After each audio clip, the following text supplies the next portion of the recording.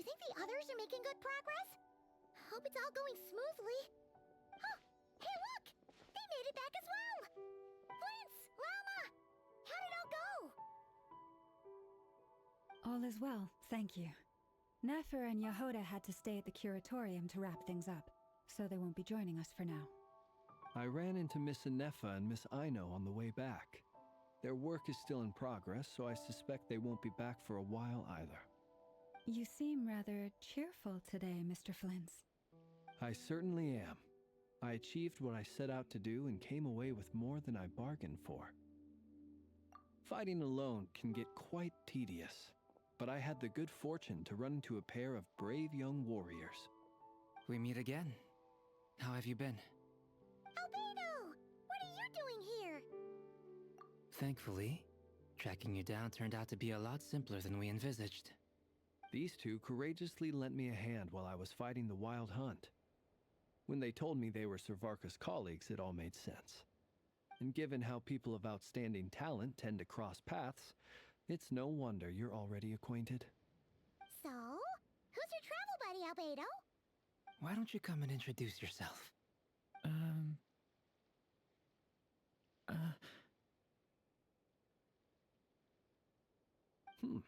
A gentleman of few words, I see, and a rather stern countenance. I presumed you were acquainted with him. Is that not... It's nice to meet you. Again, we've technically met before. Wait a sec! You're Minnie Durin! That's right. It's me. I'm glad to see you again. By the way, he says it's okay if you drop the mini. Yeah, I'm not as mini as I used to be. Interesting, isn't it? The first step towards blending into human society appears to be reflecting on whether one's name really reflects who they are. Wow! You look so different! In a good way, of course. It's great to see you looking so healthy. Thank you, Paimon. And although you're as mini as ever, I understand that diminutives don't always convey endearment. I'll be sure to simply call you Paimon as a sign of my great respect for you. Wow! You're such a smooth talker now. Paimon could get used to this. From now on, you may refer to her as your esteemed guide, Paimon. Personally, I think our little Paimon is the perfect size. When people call her Little Paimon, it's just because she's so adorable that they can't help themselves. If that's not a sign of endearment, what is? You're absolutely right, Miss Lauma. My brother still has a long road ahead of him when it comes to understanding human relationships. Anyway, speaking of long journeys, didn't Columbina, leave with you? How come she isn't back yet? She's been catching up with old friends. Wouldn't be surprised if she stopped for a cup of tea or 10 on the way back. Uh-oh. People are talking about me. Hope it's nothing negative.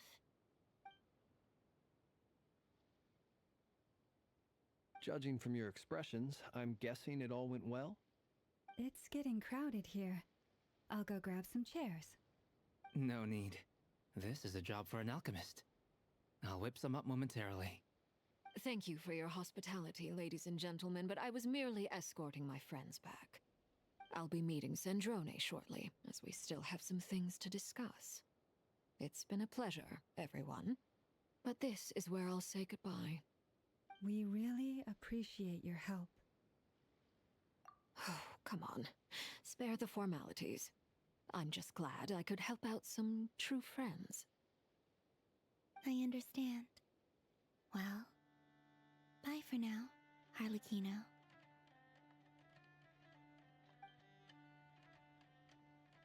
Oh, this place is hopping. It's probably a good thing one of us left. Otherwise, we might not fit all these people in. Are you saying we're about to run out of chairs? As a matter of fact, I am. Come on in and see for yourself.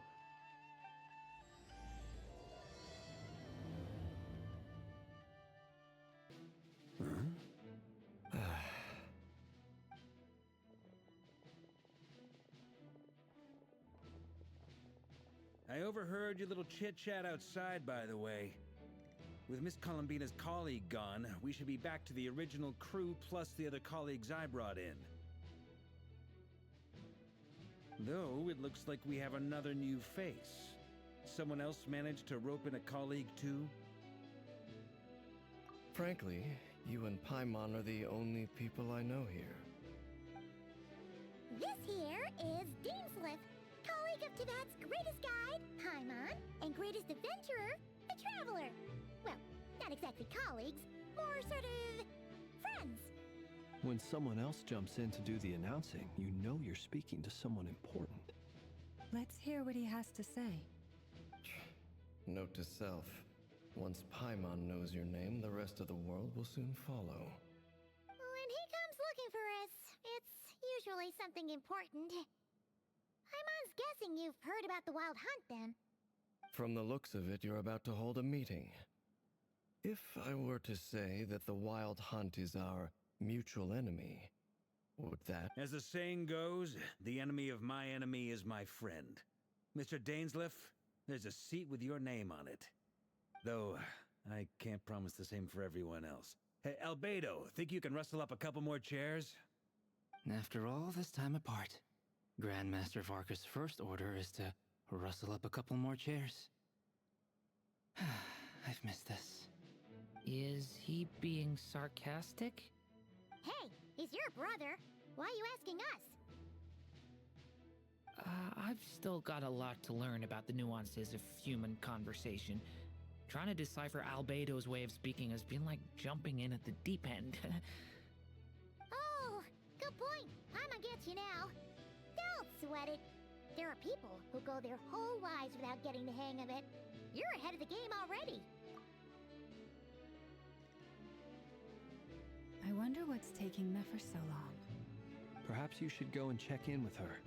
If anyone can hurry her along, it's you. I just got back from the curatorium. Besides, aren't you curious to see what's taking her so long? Miss Nefer doesn't strike me as the type to share secrets. And since gathering intel is her specialty, I'm guessing she'd prefer to keep her methods confidential. Under such circumstances, would it not be tactless for me to impose? Oh, but it's fine for me to impose. What can I say? You have an unrivaled ability to garner people's affection, Miss Moonchanter. Besides, you have far more in common with her than I do. All right, then. Impressive. She barely fought back at all. I admire your powers of persuasion, my friend. As I'm sure Miss Lauma will realize soon enough, the trick in life is to always pitch in with other people's responsibilities so that you can be selective with your own. Another trick is to simply hide in the background. Spoken like a true sage. Anyway, looks like we've got some time to kill before the meeting. Let's take a little breather, folks. And feel free to chat amongst yourselves. We'll get down to business once the other two arrive. Truth be told, I can't remember the last time I was in a meeting with so many people. You're not alone there, my friend. The Lightkeepers also struggle to bring everyone together for a serious discussion. I don't doubt that. I've only ever met two Ratniki, one being you, and the other being that young guy, Eatlua. Eatlua is a good apple. I'll give him that. He's kind, honest, and regularly delivers supplies to my lighthouse. A true Ratnik to the core. In that sense, he puts me to shame. So you're what? A fake Ratnik? That's what it sounds like you're saying. But I get the feeling that's not quite what you meant. Come on, why the awkward silence? Sorry. I'm not even gonna bother trying to hide it. You've known all along, haven't you, my friend? Now that was an awkward silence. Let's just keep this between ourselves. Probably best if Eloa doesn't know, huh? That goes without saying. Gotta be careful what you share with youngsters, after all. Anyone else in the know? Let me guess. The Traveler and Paimon? It's dangerous being too sharp for one's own good, you know. Then, in the name of the Animo Archon Barbados himself, I swear your secret's safe with me. When we went for drinks, you said that you and Barbados were practically best buds. In the light of that claim, do you really expect me to take your oath seriously? Of course. Just as long as you don't go spreading around the fact that I'm close with Barbados, all right? Fair enough, then. Nothing like a bit of mutual leverage to seal the bonds of friendship. Is there something you'd like to say to me? Yeah! For starters, why'd you just show up here without even giving us a heads up? If you think back to our previous interactions, you may recall that that's hardly out of character for me. You do have a point there. Oh yeah! You'll need to find somewhere to stay the night too, right? Want to tag along with us? You never know. We might get a group discount. Sure, let's do that. Great! Paimon will handle it! And in return, we can get Dainslift to be our very own personal bodyguard. If that's what you had in mind, you should have said so sooner. I'd be happy to help. Oh, okay then. Paimon was only kidding, but good to know. Anyway, since we're all here together, we might as well watch each other's backs. That's just what friends do, right? Indeed. Thank you. You're both awfully quiet. Why don't I start us off with an icebreaker? Much obliged. Have either of you ever had your portrait painted? If not, I'd be glad to help. That sounds like a lovely idea. You know how to paint, then? I dabble occasionally. He's an excellent painter. Tables, chairs, people, dragons, you name it. He'll paint it for you. I'm flattered. If I ever get the chance, I'd like to give it a try myself. I'll bear that in mind. Anyway, how about you, Durin? What sort of portrait would you prefer? Oh, I'd be fine with anything. Whatever style feels best to you. Very well. Then I'll play it by ear. You can replicate any style I want? I can try. If you show me a sample, I'll do my best to match it. Thank you. In that case, I'll dig up some reference material for you.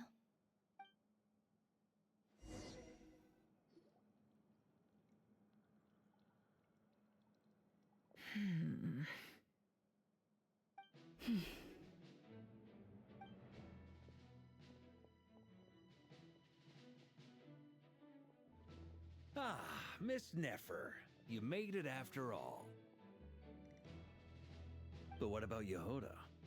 I'm here to give you an update on how things are going on our end. Once this is over, I'll be heading straight back to continue my work.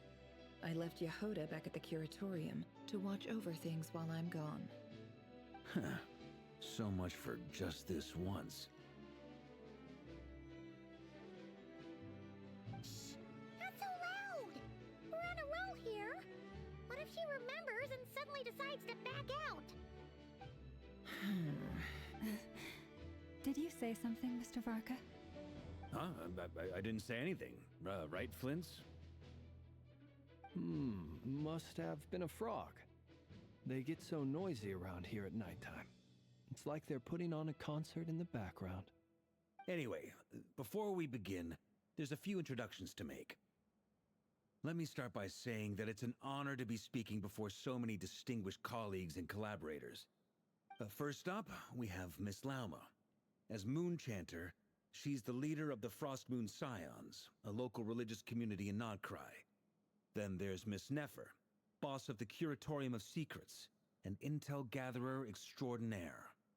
Nefer is leading the investigation into Rerer's background, assisted by Yehoda and Lauma. From the little I've heard, they're making some great progress. Over here, we have Mr. Flintz, a Ratnik and guardian of the abandoned lighthouse.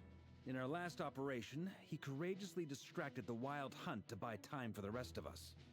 For those of you who've never met, this is Mr. Albedo, a renowned alchemist and captain of the Knights of Favonius investigation team. By his side is a new face for us all, myself included, Mr. Durin, who has come to lend his aid. Next up, we have the Moon Maiden and former Fatui Harbinger, Miss Columbina. Then we have the Traveler, who's earned more titles than I could possibly hope to list out, so I'll spare you the rundown. And Paimon, the ultimate travel companion and quite possibly the best guide in all of Tevat. Wow!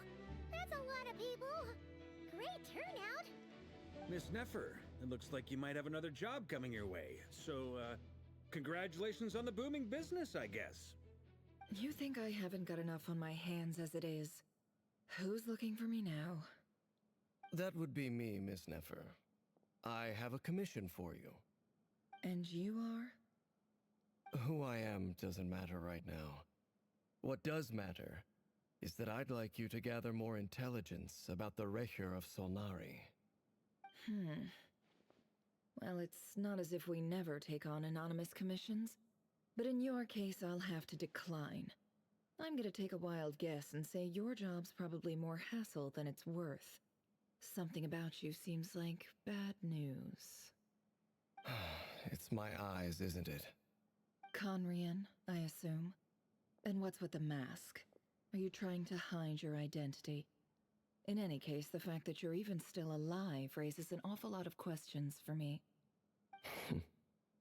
My name is Dainsleif. And yes, I am from Conria.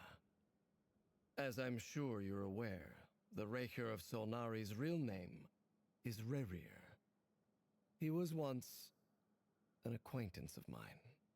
Really? Then you must have been quite an influential figure yourself. You flatter me, but none of that matters anymore. My point was simply to clarify why I have asked Miss Neffer to investigate Rerir's background. So you're both from Conria, and it sounds like you used to be friends? What am I missing here? Surely you already know how he became one of the Five Sinners.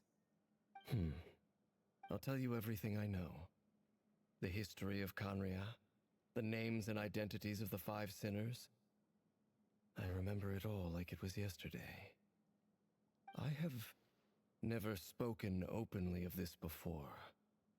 But the truth was exactly as people say.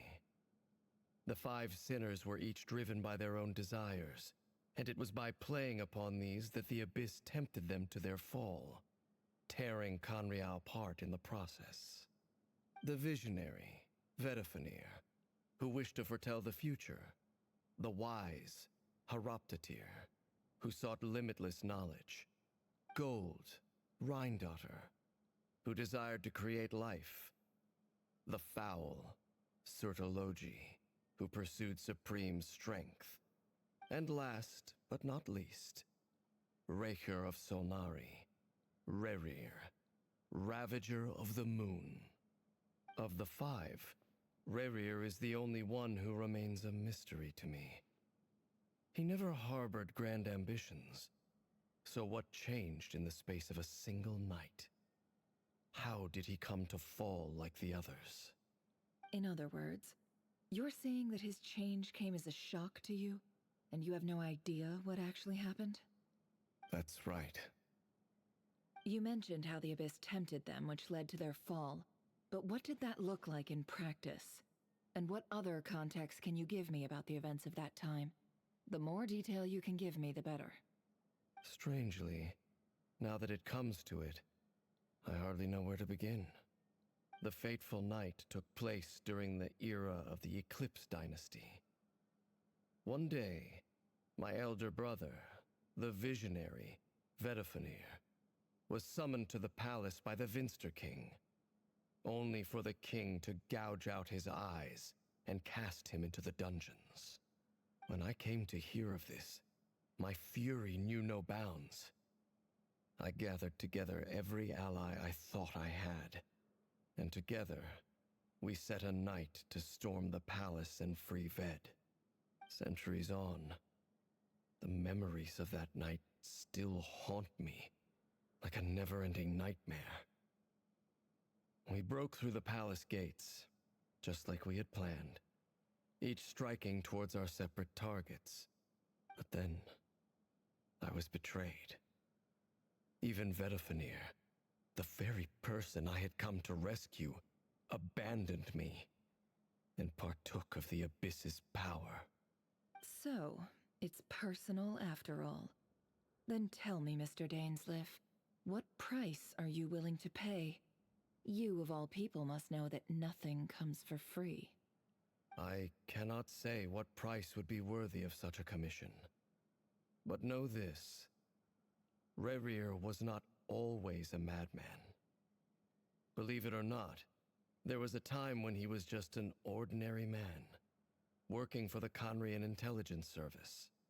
Uncovering the truth of Rerir's past is the only way to unravel this mystery. But before you decide if you will accept my commission, I will tell you more about him. Enough, I hope, to help you plan your next move. Sounds pretty good to me. Feels like we just flagged down a random passerby, only to discover he's actually a master strategist who has a score to settle with our enemy. Can I borrow your halo? It could be useful in the lighthouse. Hey, enough with the wisecracks! Besides, isn't that lamp of yours bright enough already? Relax. It was meant to be a compliment. If that was a little over the top for your liking, I'll make sure to tone it down next time. I'll give your proposal some serious thought, Mr. Dainsleif. Let's speak in private once the meeting is over. Before that, there's a few things I'd like to share.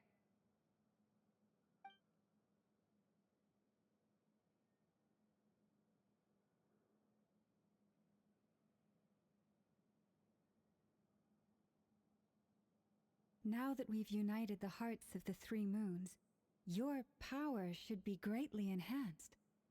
But it seems like that hasn't happened yet. I believe it will take a little longer. You've done so much for me, so I want to be completely honest with you all. Even though I'm doing a lot better now, the truth is, my recovery will likely be an ongoing process. From the moment I was born, my power has been slowly ebbing away. And that is because Tevat has never accepted me. Even with the moons united as one, it seems my rejection cannot be undone. So far, I have yet to find a solution. It may turn out to be a problem that will plague me until the day I finally leave this place behind. Even so, I will do everything in my power to help you drive out the Ray here of Solnari. As Arlecchino put it, this is not about chasing the spoils of victory. It's just a gesture of heartfelt gratitude. Kutar.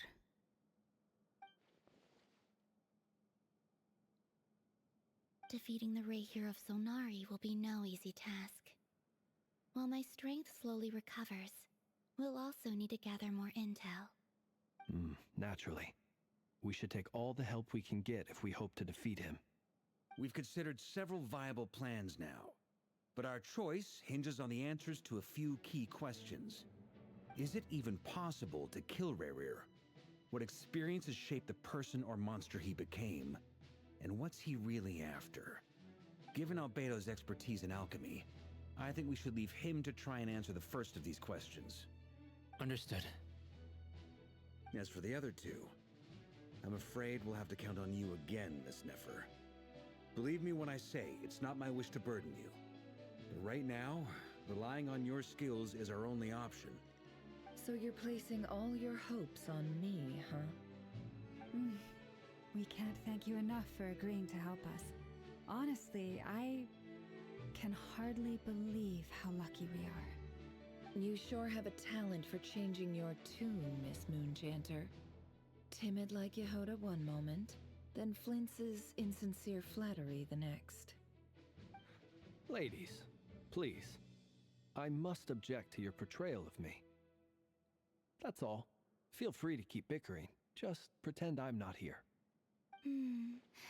I almost don't want to leave this room. I'm curious to see how this plays out. I have faith in you, Miss Nefer. Something tells me you'll stand by us until the very end. Oh? And what makes you so sure of that? What if I suddenly decide that my compensation is insufficient? This isn't about the money. I can sense that you've got a deep-seated distaste for Rerir. And knowing you, that alone is motive enough. Look at them getting along so well. Like two peas in a pod. And I'm the one they accuse of insincere flattery. There is no justice. Miss Lauma, you have to understand something. Unlike you, I don't actually enjoy having everyone's hopes on my shoulders. Is that right? Well, maybe the fact that I'm willing to put my hopes in other people says more about me than you. But the fact is, I also trust you. And that's because I know that you're someone we can count on. Anyway, we've got our plan, so let's get moving. Mr. Dainsleif, let's talk. And Traveler, once we're finished, if you've nothing else planned, I'd like you to come with me. This whole experience is teaching me a lot. For instance, I now know that when other issues come up in the future, I'll have far more luck getting Lauma to convince Miss Nefer than trying to do it myself. Hate to say it, friend, but that's one of the funniest things I've heard in a while. Why? You think I've got it wrong? Quite the opposite. But what makes it so hilarious is how long it's taken you to realize.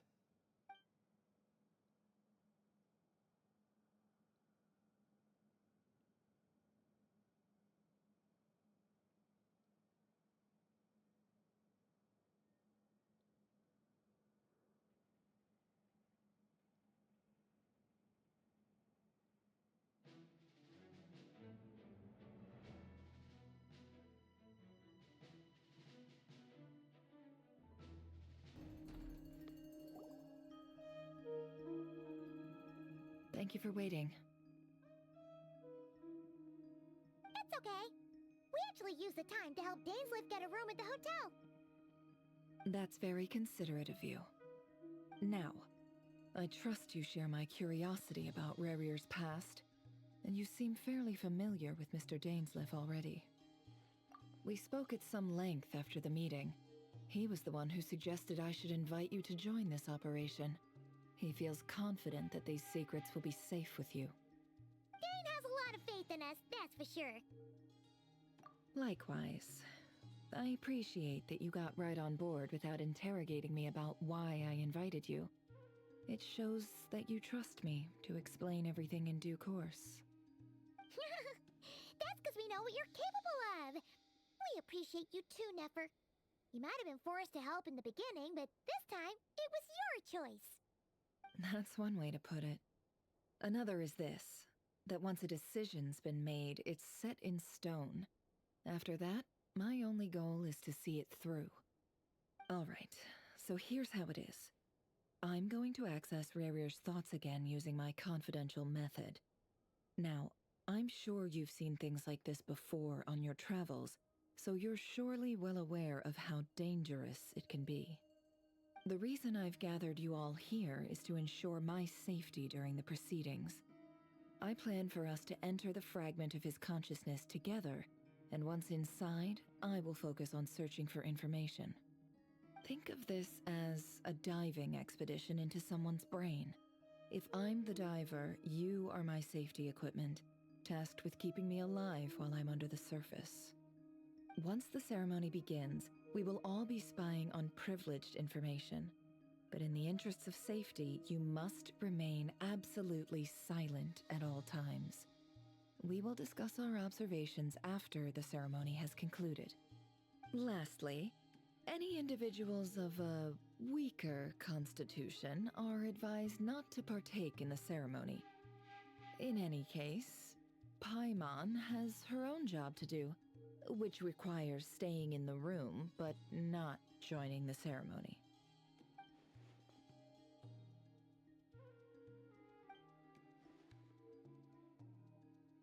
Well, good luck, everyone.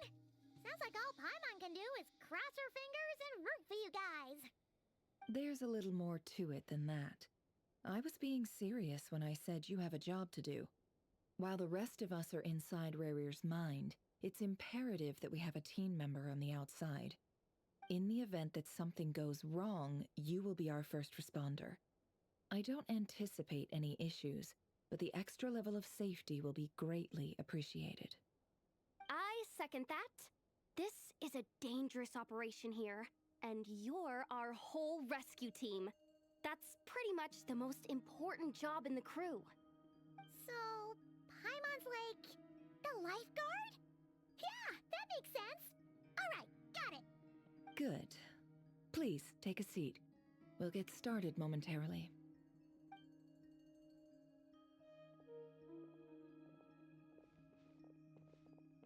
So, did Mr. Dainsliff tell you anything else? He told me that he believes Rarir kept some big secrets in his life. He's not sure that they were the cause of his eventual downfall, but he's asked me to uncover what those secrets were all the same. But surely you're not planning to go through with this, no matter the cost. If you think that, you'd be overestimating me. I'm a businesswoman, not a mercenary. But I do have my own professional reasons for taking this job. You think I'd turn down the opportunity to get a first-hand glimpse into Conrian history? No chance. Well, as long as you don't let morbid curiosity get in the way of safety concerns, we're good. We'll do whatever we can to help you. You're such a killjoy.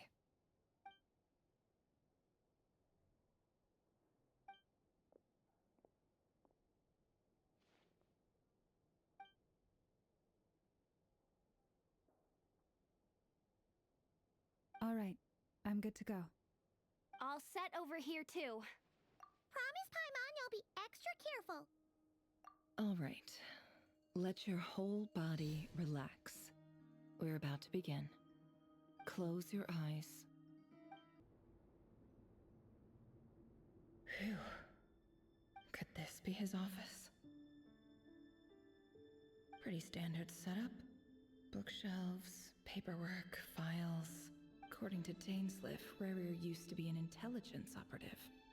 Chances are there's plenty of top-secret intel stashed away in this room. Is this where you keep your secrets, Rarir? Can't say I'm not looking forward to this.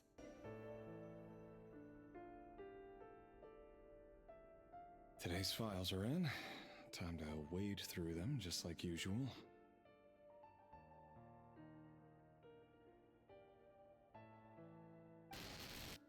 Male, 51. Occupation, cook. Confirmed Crimson Moon descendant. Has maintained frequent contact with other descendants over the past year. Poses a threat to the dynasty. Neutralized.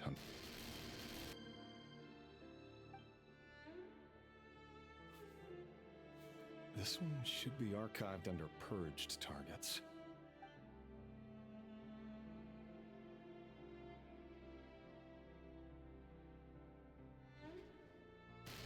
Female, 23. Occupation, office clerk. Confirmed Crimson Moon descendant. Has maintained frequent contact with other descendants over the past year. Neutralized. Another one for purged targets. Sounds like she was that other man's daughter. Never mind. What's it got to do with me?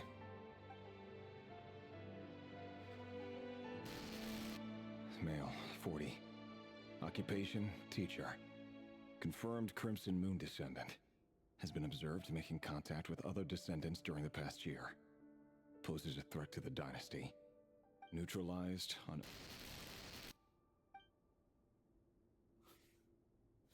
Just another nobody. Come to think of it, I remember surveilling this man. A case like his never would have been considered a priority in the past. Huh. He barely even interacted with other Crimson Moon descendants.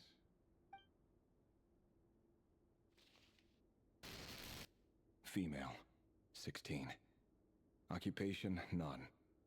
Orphan and confirmed Crimson Moon descendant. has been observed making contact with other neutralized on filed. I have no recollection of this girl. None whatsoever. She doesn't seem to be anyone important, but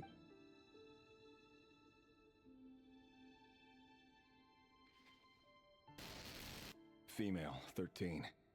Occupation, none. Orphan and confirmed Crimson Moon descendant. Neutralized and filed.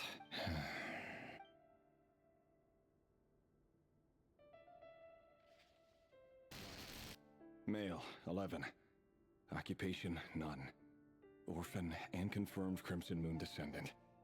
Has not been observed making any contact with other descendants during the past. Neutralized and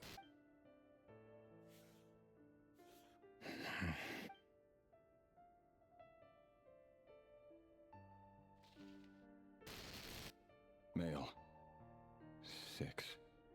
Occupation, none. Orphan and confirmed Crimson.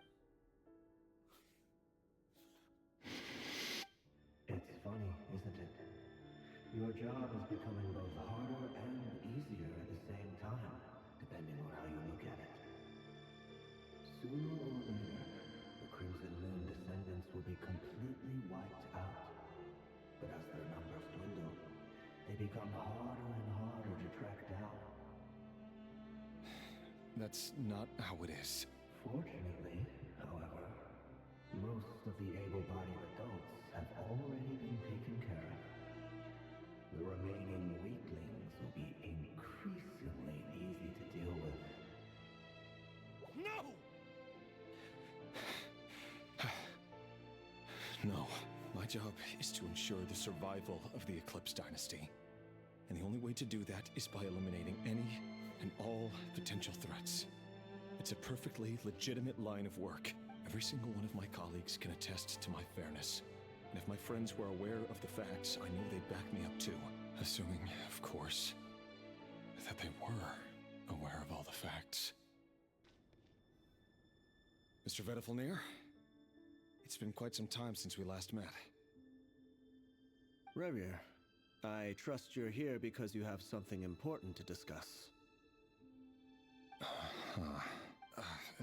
Forgive me. I wasn't tuning out, it's just, I noticed you didn't even phrase that as a question. As if you knew I was coming. Tell me, does someone in your position ever feel the need to ask questions at all? It is indeed within my power to foresee certain things. Things like your arrival. I was just thinking. It won't be long before I'll be inviting both you and Dane to my wedding. That isn't a lie, but nor is it a fact as such. It's a wish, isn't it? No fooling a prophet, is there?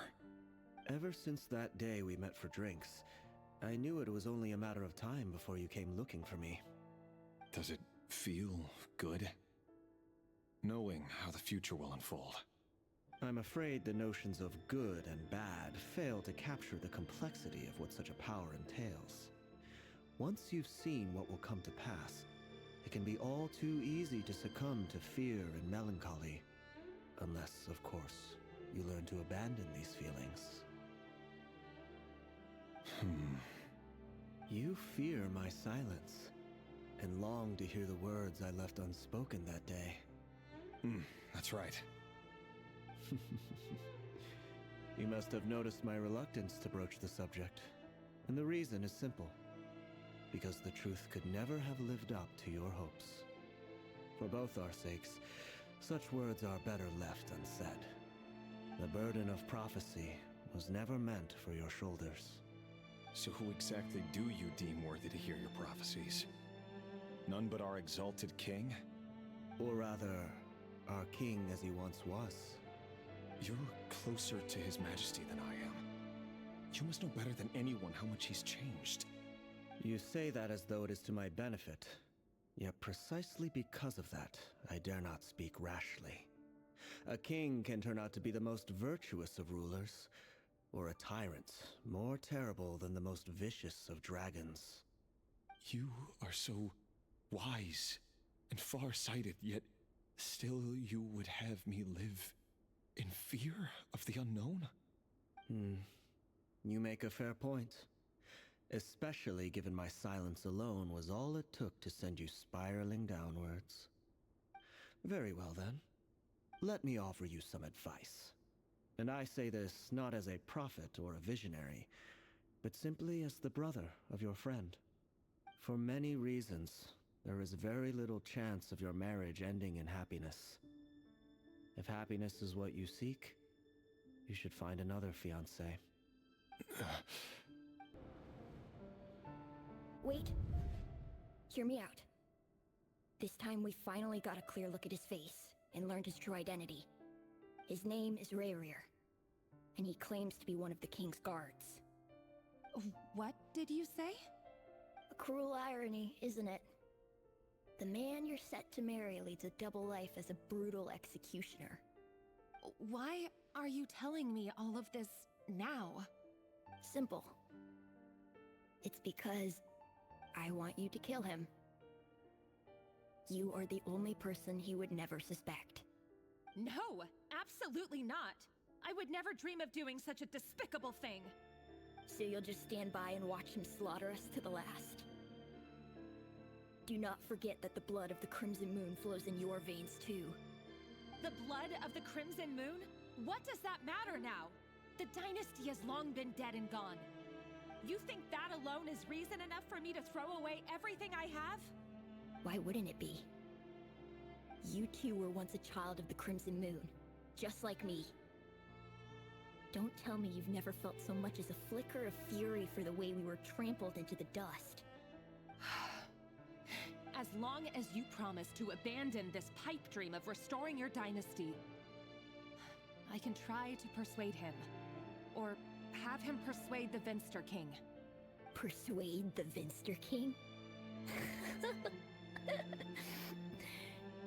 Do you even know why he's so obsessed with hunting us down? Why he keeps trying to force us to hand over our secrets over and over again? Or why we refuse to give up on restoring the dynasty? The Vinster King. A blind fool. His eyes clouded by powers from beyond this world. A petty little man with a miser's heart. And he dares to sit upon the throne? Mark my words. Sooner or later, Conria will fall. And it will be his doing. If you can't bring yourself to do it, so be it. Just you watch. It won't be long before calamity descends upon us all. The Rayrir of Solnari. That really is quite a secret you've been keeping from me, Rayrir. But who am I to talk? Am I really any better? I've kept my own past a secret this whole time too. Love should be built on honesty. But ours was born from lies. And yet, is it really so wrong to hide things that would only make life harder? If we don't cover up the parts that no one else should see, how can we go on pretending to be normal? Vedifulnir must have known all this. And that's why he made his prophecy. In the end, nothing stays hidden forever. But I won't just sit by and watch this disaster unfold. I'll do everything in my power to protect what I cannot afford to lose, no matter who I have to face. But surely you can see he's not the man he pretends to be! So many have died already, and they say that the king's madness grows with each passing day. We're not going to survive this, are we? But why does it have to be this way? Do we really deserve to die just because of the blood that runs through our veins? Felindis, are you even listening? Sorry, Freether. My mind was off wandering. I heard you, though. You're talking about what Rayrir said. He's just following the king's orders. He's a secret agent, and it's his job to hunt down rebels and dissidents. By the time you first met him, he'd already taken lives. Maybe he was using you from the very beginning. No. Revere has no idea I have anything to do with the Crimson Moon. My family are only distant relatives of the main lineage, and besides, my eyes are perfectly ordinary. Truth be told, apart from my teacher, pretty much no one knows I have any connection to any of it. It's been a long time since my family severed ties. But as Orlog said, who could possibly talk sense into that raving lunatic of a king? No one. I'll work something out. Trust me, I'm with you all. But for now, you need to keep yourselves hidden. Don't let anyone find you, anyone at all. Don't forget that Revere is an Eclipse operative. You need to be extra careful when he's around. And when I am too. For now, don't come looking for me. And if anything happens to me, just act like we've never met. If even you can't escape this, what hope do the rest of us have? But after all this time together, surely he wouldn't lay a hand on you. I won't speak in his defense, nor can I give you a clear answer to that question. But I'll do everything I can to put an end to this. Here, hold on to this. If an opportunity to escape presents itself, take it. You'll be glad you took some spare change. You call that change? But what about you? I've got a job, and there's still money coming in. But you can't go anywhere right now. Please think about yourself for once. Delindis, do you still remember Orlog? Orlog?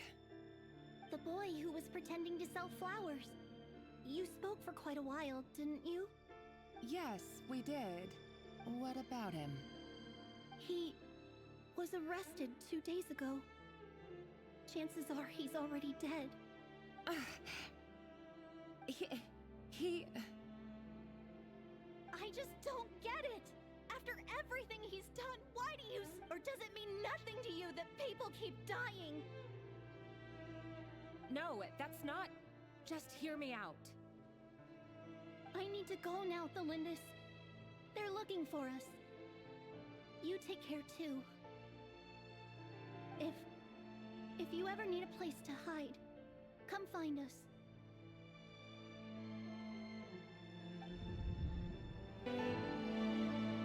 Author Delindis. Over the course of this week, the research object was subjected to interference for a total of 47 hours for experimental purposes. The results are as follows. All subjects of observation that were sent inside have now... The situation within is proving more problematic than anticipated. No progress whatsoever. What now?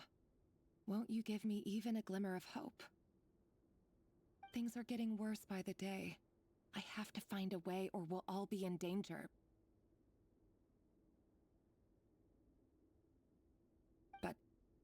But I... If all this research comes to nothing, what then? Sooner or later, it'll be my neck on the line. But could he really bring himself to kill me? No. Surely he wouldn't have the heart. Today's files are in. Time to wade through them just like usual. No, I don't get tired of it. It's my job. And not only am I lucky to have it, I'm good at it too.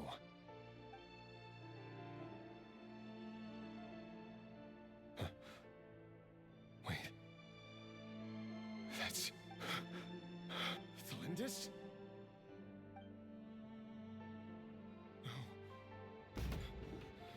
No. No! No! Why? But you bear no mark of the Crimson Moon. How could you possibly have anything to do with them? It cannot be! A diluted bloodline. Carefully concealed. I see it now. You've been living in the shadows just like me. What a fool I've been. Numbing myself with talk of justice. Even imagining my friends would back me up. But in the end, Irminsul. Finster King! How far are you going to take this? From the direct bloodline to secondary offshoots? And then what? Today it's the descendants of the Crimson Moon. Who will it be tomorrow? Will you not rest until everyone down here is dead? No. This cannot go on. This is where it ends. You're really letting me go? I am. As long as you can guarantee that no one will find you. Don't worry, I'll be extra careful. No one will know I was here. But what about you? Me? If you let me go, you won't be able to complete your mission, will you? Good point. In that case, maybe you should stay. No, please! I just want to see the outside world again. To... Go on living? Yes. I know you're a man of your word. So please, just let me go. If I let you leave, what will become of me? Just kidding. Go, now. But remember, don't let anyone know you were caught. We'll be seeing each other again very soon if you do.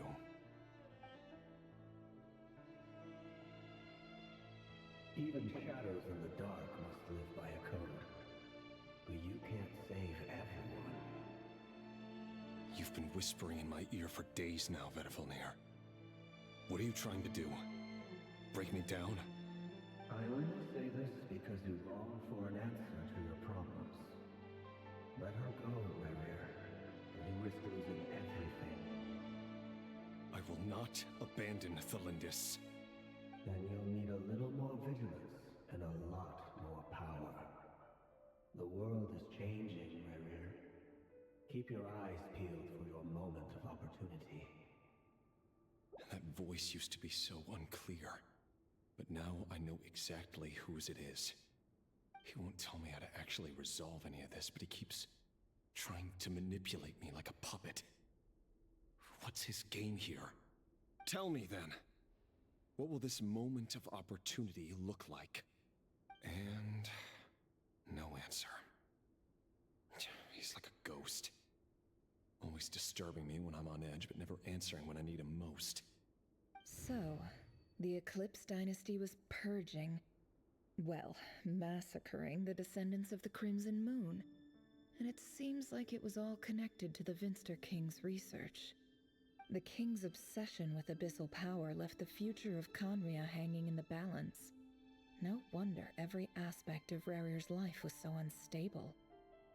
And it looks like this Thalindis, Rerir's would-be fiancée, herself belonged to a sub-branch of the Crimson Moon Dynasty's descendants. It almost defies belief that a couple like them could hide the truth from each other for so long. If the Vinster King hadn't intervened in such a drastic way, they might have gone on deceiving each other for the rest of their lives. And why does Vedifilnir, Dainslif's older brother, keep talking in Rerir's head?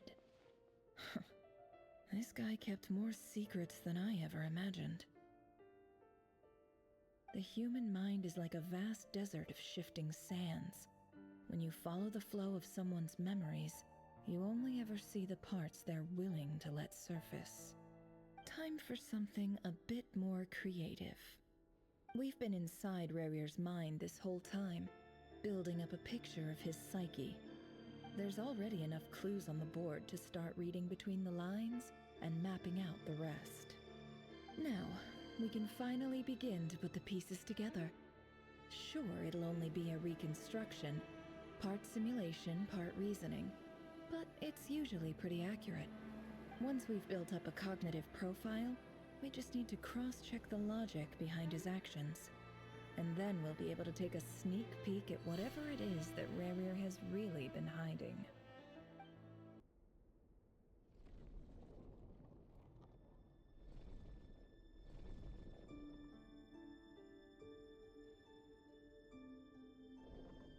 Rerir, are you there? Hey, Rerir! Come out, it's urgent! Dane? What's wrong? Quick, come with me. I'll explain everything once we've met up with the others. Okay, I'll come. But the Lindis is still over at the Universitas. I'll need to leave her a note. All right then, but make it quick. I've never seen Dane so worked up before. Whatever this is, it must be big trouble.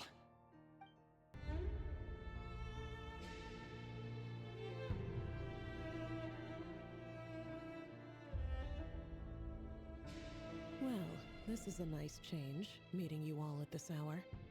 When men and women of ambition can speak face to face in broad daylight, I say that's a big step forward for our dear Conria. Don't be ridiculous. We do not fear the day. Why would we seek refuge in the night? You might ask your blade that same question. I'm told it prefers the cover of darkness. The word on the street is that Sertologi only strikes when he has an unfair advantage.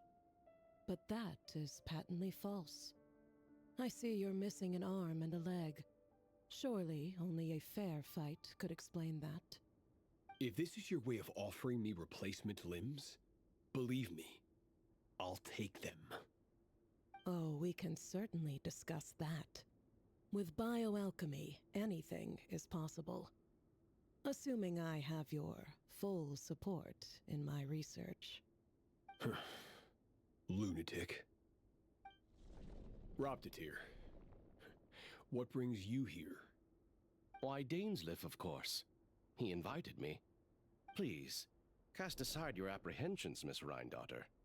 Whatever the rumors may say, I am but a humble servant of the king, and I can assure you he affords me no greater convenience than he does you. Well, the Universitas Magistrorum won't stop fawning over you, so at least some of the rumors must be true. You're clearly doing well for yourself, so drop the humble servant act. It endears you to no one. You're president of the Universitas Magistrorum, the chief royal mage known as the Wise by royal appointment, and by far the most favored among the 4 pillars of Conria. Vice President Veet doesn't even try to hide his envy when he sees you. My success is the product of hard work and good luck. It's as simple as that.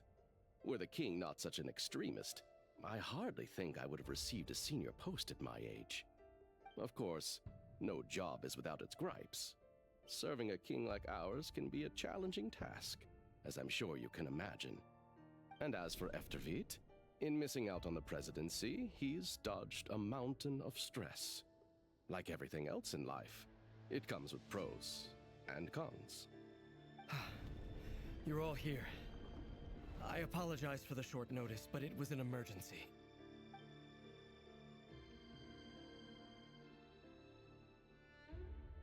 You must be Rerir. Mr. Sertologi. Yes, I handled your case file during your sentencing. Nothing personal, of course. I'm pleasantly surprised that you remember me. You're clearly a person of substance if you've been invited here. But Dainsleif, you'd better have a very good reason for convening this little gathering. It's my brother, Vedafenir. After he spoke at the court this morning, the king was so infuriated by his words that he had him blinded in both eyes and thrown in prison. Vedafenir in prison? Strange. I thought the king trusted him and Horoptatir more than anyone else in the world.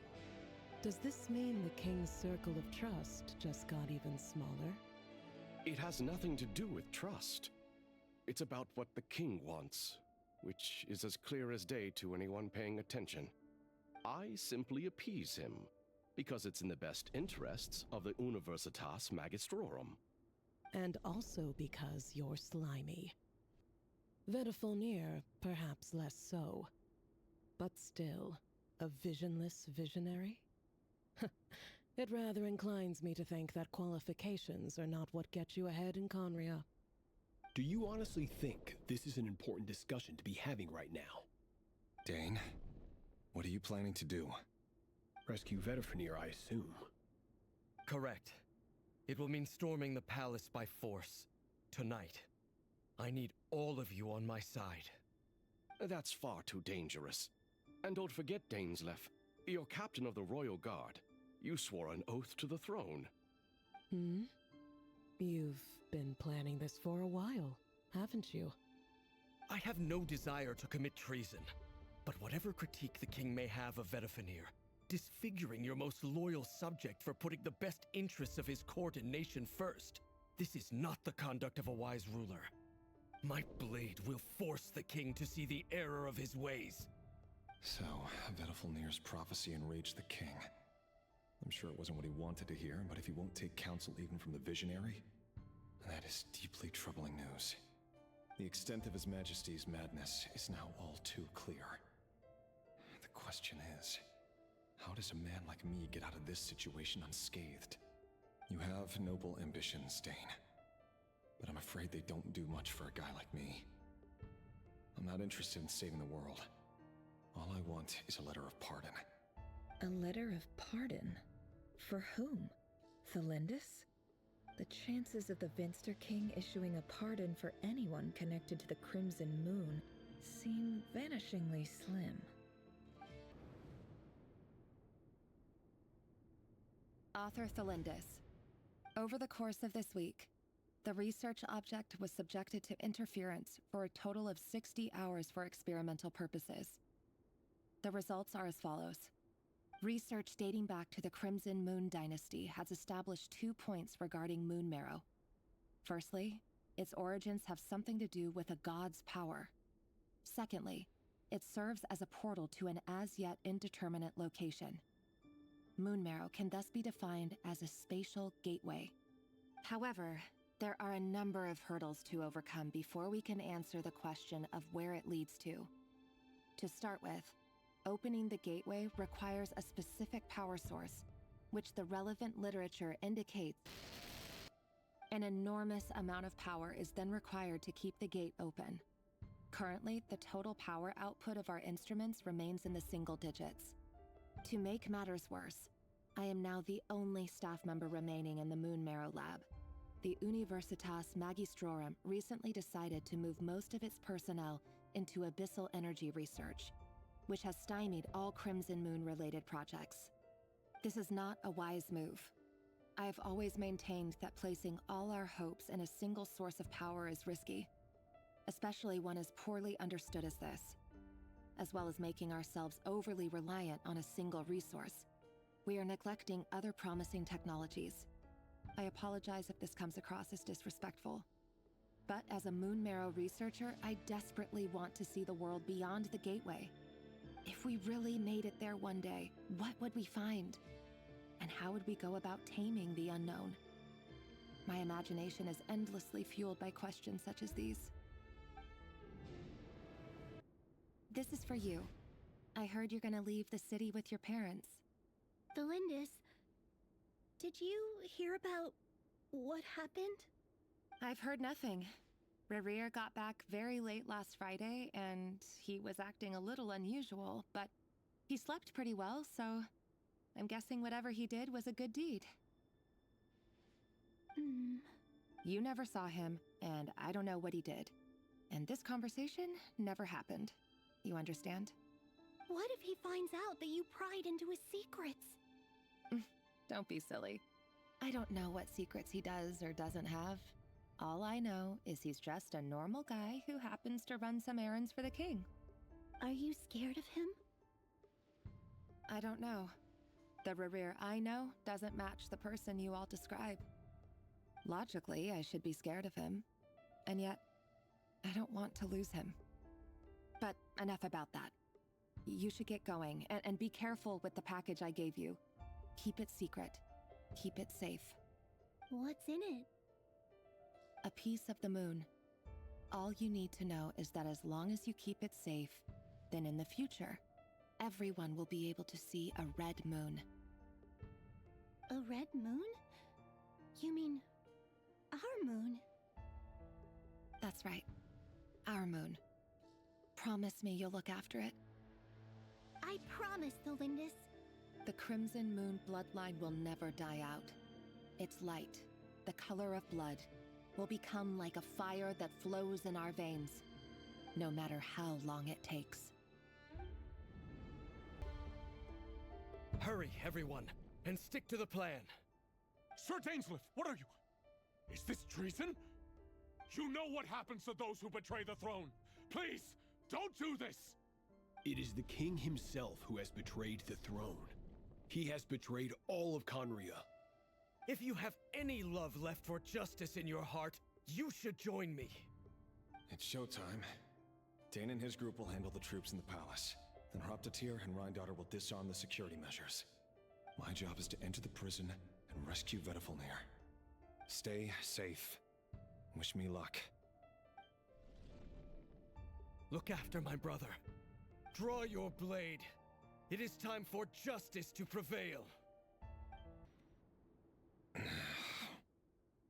This place is filthy. And the smell is abominable. Clearly, the king doesn't allow his prisoners a single shred of dignity. This is dire. Found you. Hello, Mr. Vedifalnir. Ah, it's you. Surprised? Oh, wait. I guess surprise isn't an emotion that prophets feel very often. I certainly felt some surprise in the moment when I was blinded. Surprise at the king's sheer ignorance. Surprise at just how unfairly this world responds to words of earnest remonstration. I'm curious. What did you prophesize this time? It wasn't a prophecy. It was a word of warning. Someone had to say it. The king has forsaken all reason in pursuit of his obsessions. I simply told him that if he continues on this path, Khaenri'ah will surely fall. But he didn't listen. Worse still, he stabbed you in both eyes and locked you away. Dane asked for my help. The court is in complete chaos now, but I'm sure you predicted that. But this is not the end. It is the beginning of a new chapter, and a whole new story. There are many men of honor and courage in this world, Rerir. But you are not one of them. You're not here for Is that a dagger? Interesting. Why not the polearm? It was always your weapon of choice. With your abilities, I don't doubt that you were able to recover some of your sight. But I also doubt that you want to make an enemy of me right now. Of course not. We're on the same side, aren't we? We could be. But I need you to be honest with me, Vedifalnir. At this point... You mean your future? With your beloved, Felindis? Yes. And I know there are bigger things at stake here. A dynasty, a nation, maybe the entire world. But forgive me, I care first and foremost about myself. I can't abandon the one I love to save myself. I just can't do it. But you see a broader picture of the future than I. You see the solutions to the biggest problems of our age. So tell me, what is my solution? What's the answer? In matters of fate, answers are either right or wrong. What will be and what will not. Maybe you are willing to pay a certain price in the pursuit of happiness, but unfortunately, fate does not negotiate. That is the cruelest thing about fate. It is unmoved by your sacrifices. That can't be true. I know it's your voice that I keep hearing in my head, urging me to see how the world is changing, to seek more power, so I can protect the things I love. You show me disaster, but you won't show me how to avoid it? Why? Why are you doing all this? My voice. In your head.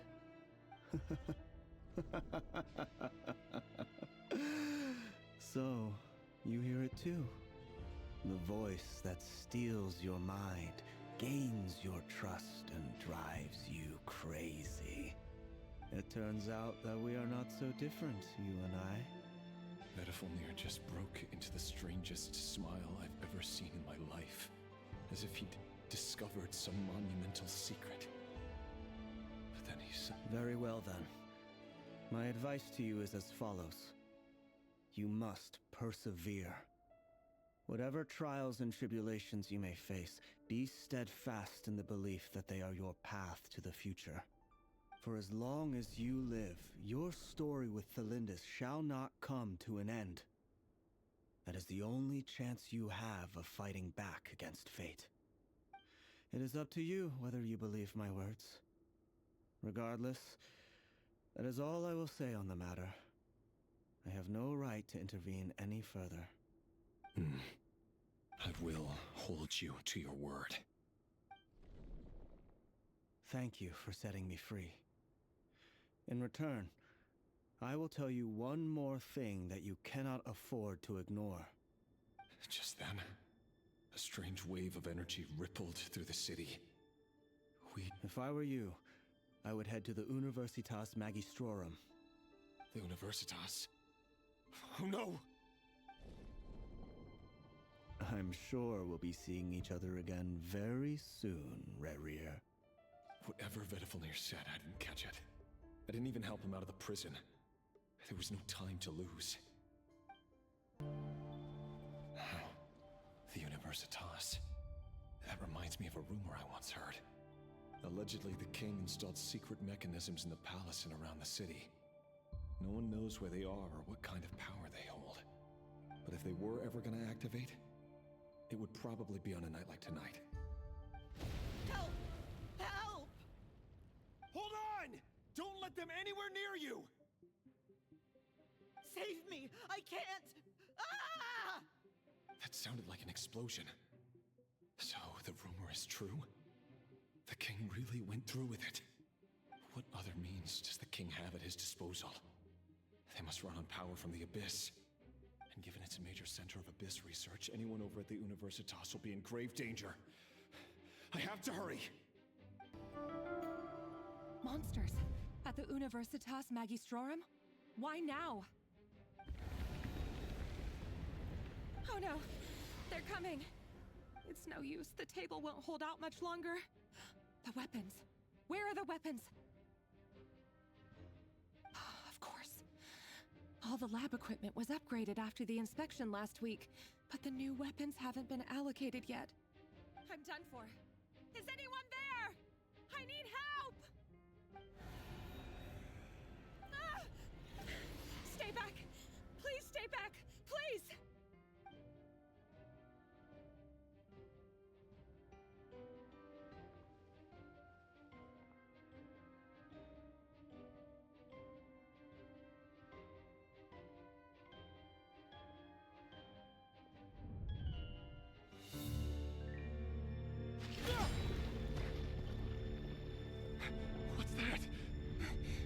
Rerir! So the rumors about your work are true. What? No! Listen, something happened at the palace tonight. We have to leave! You don't need to lie to me anymore. What do you mean? I know why you're worried, and I will respect the decision you've made. But it's okay, because I found a solution. I know how to end all this. You can have it back. The normal life you so desire. But until then, I'm afraid our wedding will have to wait. Thelindis? No, don't do it! Thelindis! Thelindis!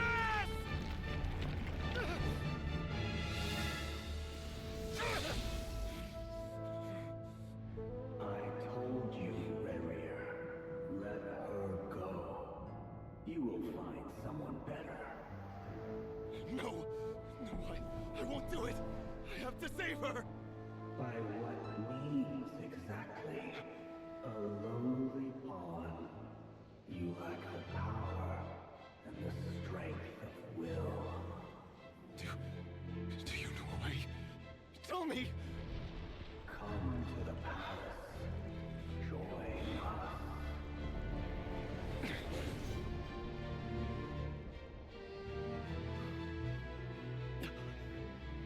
Rerir, thank goodness, Step forth and take your share.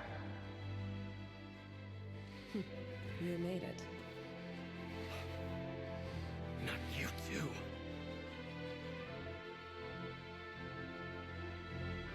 Hatred or grief, despair, desire. We all have our own.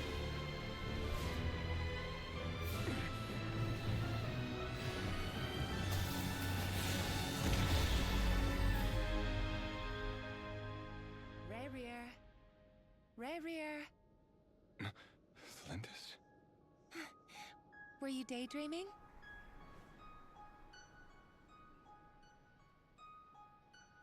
You still remember, Rarier? That question you asked me a couple of weeks ago? Oh. You mean the proposal? Yeah. I'm wondering, where do you think would be a good place to discuss it? Maybe in the garden? Or were you thinking a fancy restaurant? It's your choice.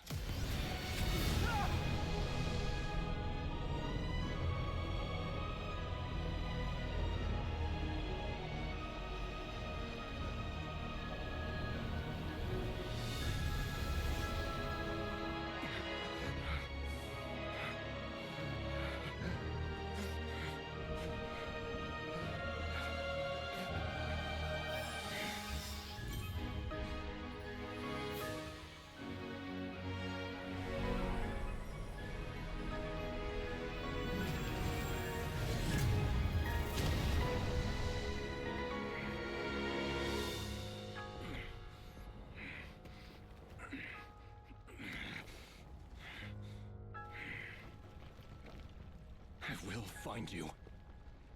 And then, you can give me your answer.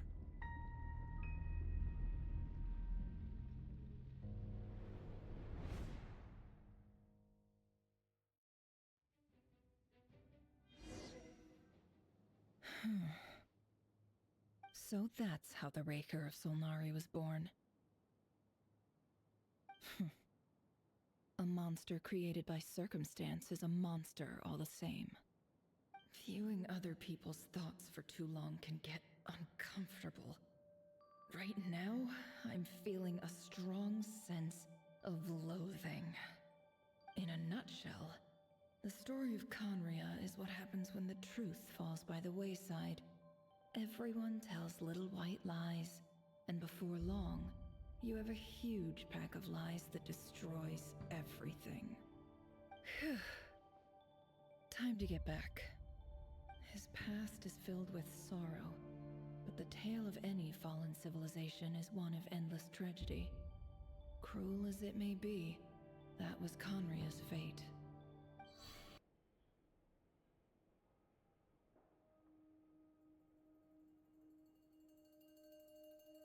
Everyone, I'm back.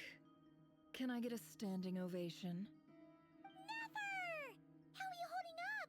Feeling okay? She's fine. Boss is a pro. Yes, I'm fine. You will have seen the events of Rarier's life through my thoughts. It's now clear that he is just a regular nobody, driven by personal tragedy, as he said himself. I mostly agree. There's only so much we can know about him from his memories alone, but they did give us a clear glimpse into his life in Conria. However, I would not consider Rarier to be a nobody. He was deeply involved in the events of that era. Yet, when the catastrophe of a generation strikes, nobody is safe. Sounds to me like you're speaking in riddles again. Is this you urging me not to abandon the people of Krai in their hour of need? That's not what I meant. Although I do hope you choose to remain a part of the plan. Without you, the mission ahead will be all but impossible. Then try to remember that I respond better to the carrot than the stick. And I don't appreciate being bossed around. Now, as for you, Missy, you were excellent. You stuck to the rules of the ceremony and kept your mouth shut the entire time. Bravo. Cool. So, can you fill me in on the deets now? Most of what I saw went right over my head. Patience. You'll hear the whole story, don't you worry. But let's meet up with the others first. It will save me narrating it twice. Yehoda? Yes, boss. Let me get that door for ya. That's more like it. For a moment there, I was worried you'd forgotten about the first clause of your employment contract. Forgive my curiosity, but what does the first clause say? It says I gotta do the annoying stuff that boss is too lazy to do for herself. Like opening the door, pouring the tea, yada yada. Is that right? If something is in the contract, it's because she willingly agreed to it. Rest assured that the curatorium abides by the very strictest of labor policies. You don't seriously think I'm cruel enough to treat her like my slave? In any case, I've hardly shied away from my share of the work today. Hope I don't catch Flintz and Varka lounging about in their chairs, enjoying a leisurely cup of tea. There's nothing I dislike more than other people enjoying themselves while I'm hard at work.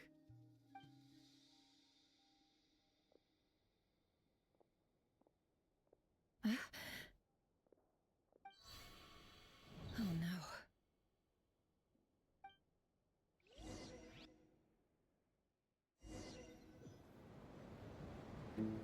Sorry to disturb you, but we seem to have run into some trouble. Evidently so. Don't worry, I'm not about to leave you to fend for yourselves. I'm not that kind of boss. And it would go against the curatorium's labor policy. I'm sorry? What did you hear me say? I wasn't talking about labor policy. Wait. How long have I been standing here? Not long. You just appeared by the door a moment ago.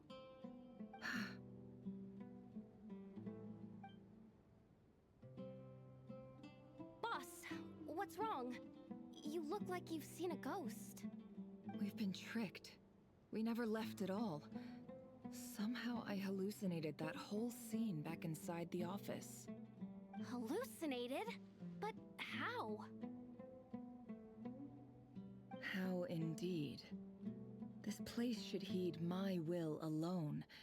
All thoughts and actions that occur in here are just a result of pawns moving across the chessboard in a carefully calculated manner. And nobody has access to this chess set but me.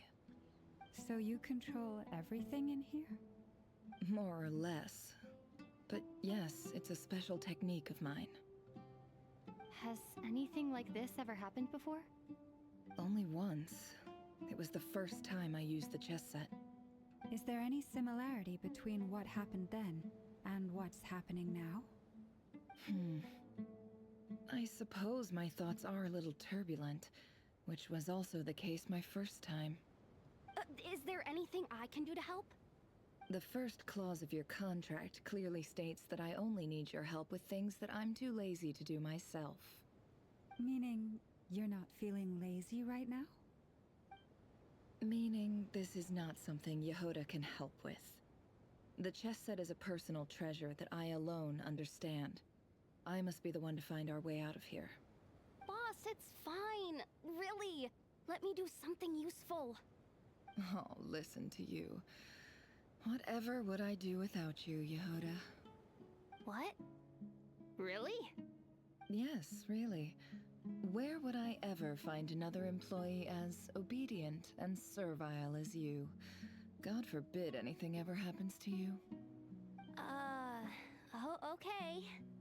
Well, anyway, I was thinking of fetching some water. There's gotta be a source around here somewhere. I suggest everyone finds someplace comfortable to take a rest. We gotta conserve our energy. Even though all this chess malarkey doesn't exist in a physical sense, mentally speaking, it's all real. And so is our tiredness and fatigue. You don't want to dismiss mental fatigue. Just because it isn't physical doesn't mean it's any less serious. But anyway, I got your backs, so don't worry about a thing. Don't I have the best employees? Jealous much? If we can find a suitable time, I'd love to borrow Yehoda for a day to help out at the Frost Moon Scions. Would you be amenable to that, Boss Nefer? Oh, Lauma. Have I ever told you just how pretty you are? Beauty runs from the tips of your antlers to the depths of your imagination. Time to rally, everyone. Follow me. As we continue our journey, the same rules will apply.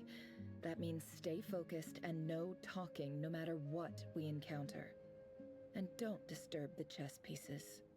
You have my word that I will get us all out of here. I wasn't expecting visitors at this hour. Wait, is that? Oh, it's him. There you are.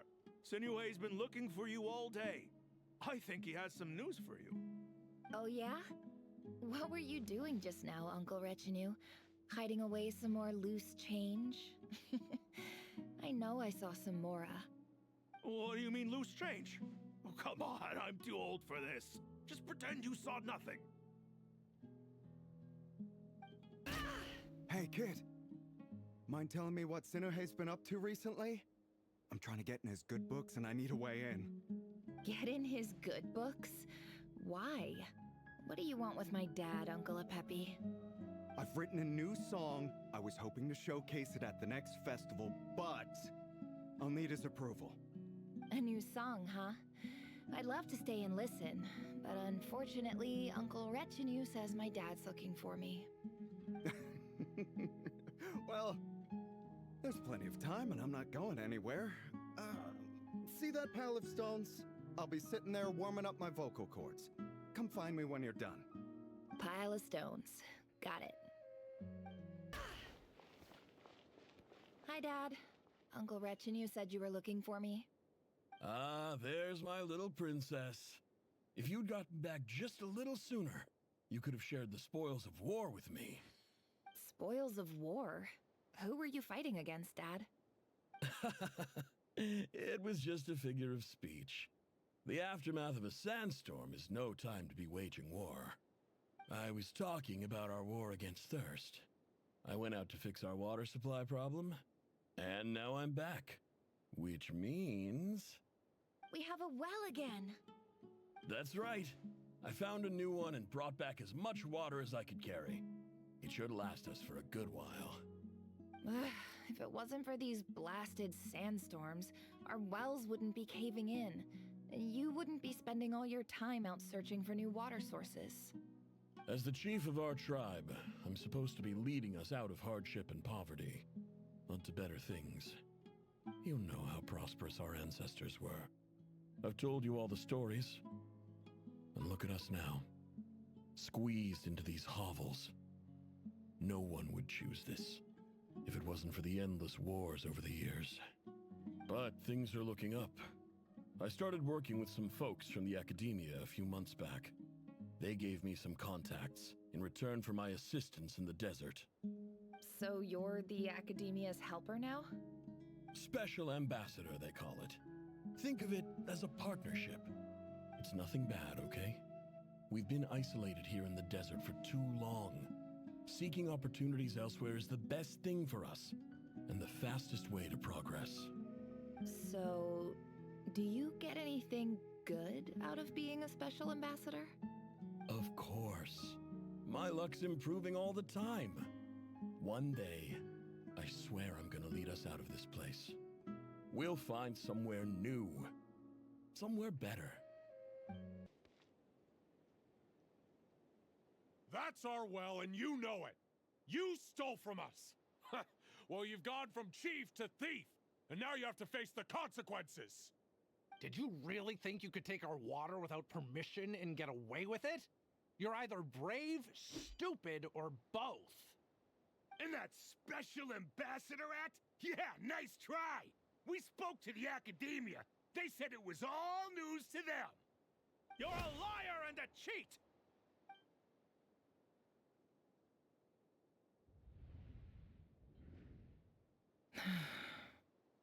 heard Yehuda gasp, but I don't blame her. Most people are terrified by the sight of blood. Corpses strewn across the ground. The wounds are clearly from scimitars and daggers. The desert dwellers' weapons of choice. There's a handwritten note on the ground. Let's see what it says. Halil, this is Sinuhe, chief of the Shimti tribe. Surely you remember me. I was the one who helped you and your colleagues avoid the quicksand in the desert. This is my second time writing to you. I assume my last letter must have gotten lost in the mail, as I didn't receive a reply. I hope this one makes it to you safely. I'm writing to you because I need some help. That sandstorm the other day completely blocked up our well, forcing me to look for another water source in Iab and Unut territory. It was a matter of survival. Praise the gods. The well of the Iab tribe was intact. It was my last resort. I drew what water I could and left, but not without being spotted.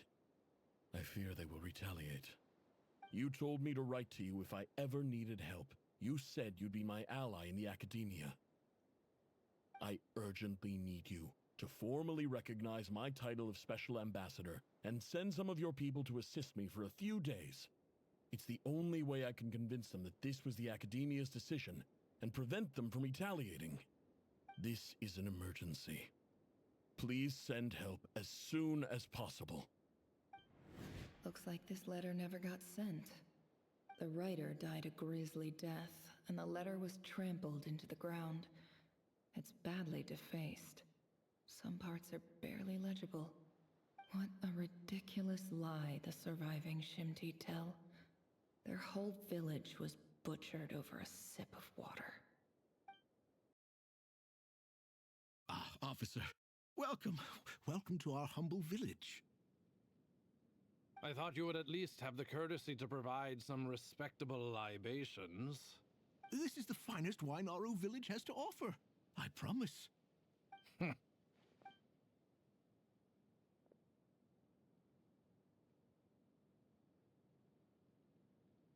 The Academia has agreed to reserve a single space for a candidate from your village. But I remain skeptical of this entire endeavor. I highly doubt anyone in this desert possesses serious academic potential. Please, have faith. If not in us, then in our god. The child we found shows great promise. I beg you, take her away from this place. Give her a chance. Don't let her talent go to waste. I don't recognize her. New arrival? She showed up here a few days ago and we took her in. She's a really bright kid. Please help. I'm begging you. So, where are you from? Nowhere special. Just a sand dune. What about the rest of your family? How many of you are there? Just the one. It's only you? Correct. So, no brothers, no sisters, no mother or father? Any who have slept on a bed of sand, I call my brothers and my sisters. Apart from that, I have no family. All right. Get over here. Sign your name on the form.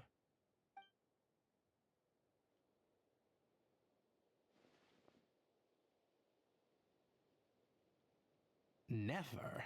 You're rather fair-skinned for a desert dweller. Nefer, this term's assignments have been issued already. Please read through the materials thoroughly, conduct your own additional research, and then write an essay on the topic. Yes, Professor, I'm aware. I just had a couple more questions I wanted to get your perspective on. Oh? Please ask away. Well, I saw the other students' problem sheets, and I couldn't help but notice that my assignment is much easier than theirs. Do you really think I'm a weak student? A weak student? Goodness, no. Quite the opposite. You have a sharp mind. Almost too sharp. I think what you're saying is, a weak student wouldn't have noticed the discrepancy. And if they did, they certainly wouldn't complain about the lighter workload. You see, sharp as they come. You see things the way they are, and I'm sure you know why they're like that. Because of where I come from. Because I'm different. I'm sorry, Nefer. I don't like it any more than you do. It's just...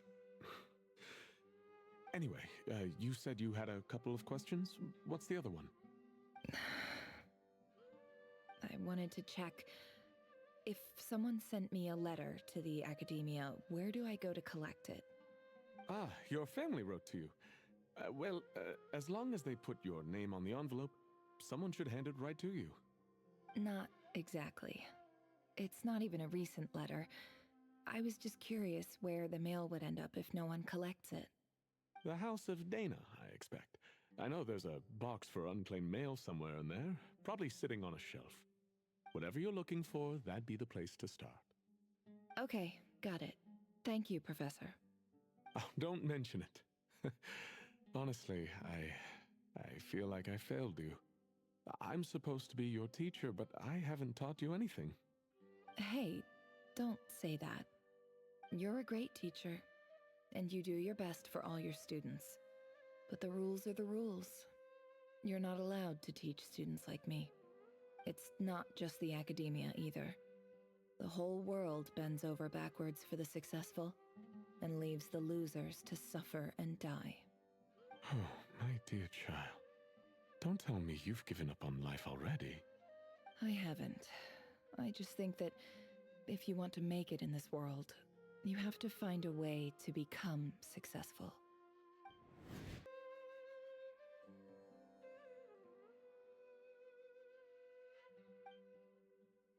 A dilapidation survey from Port Ormos. Looks like it's from a Core of 30 representative. What a strange thought. A bunch of mercs loot. This one was never even opened. I guess the recipient didn't care what the Core of 30 had to say about anything. Who was it addressed to?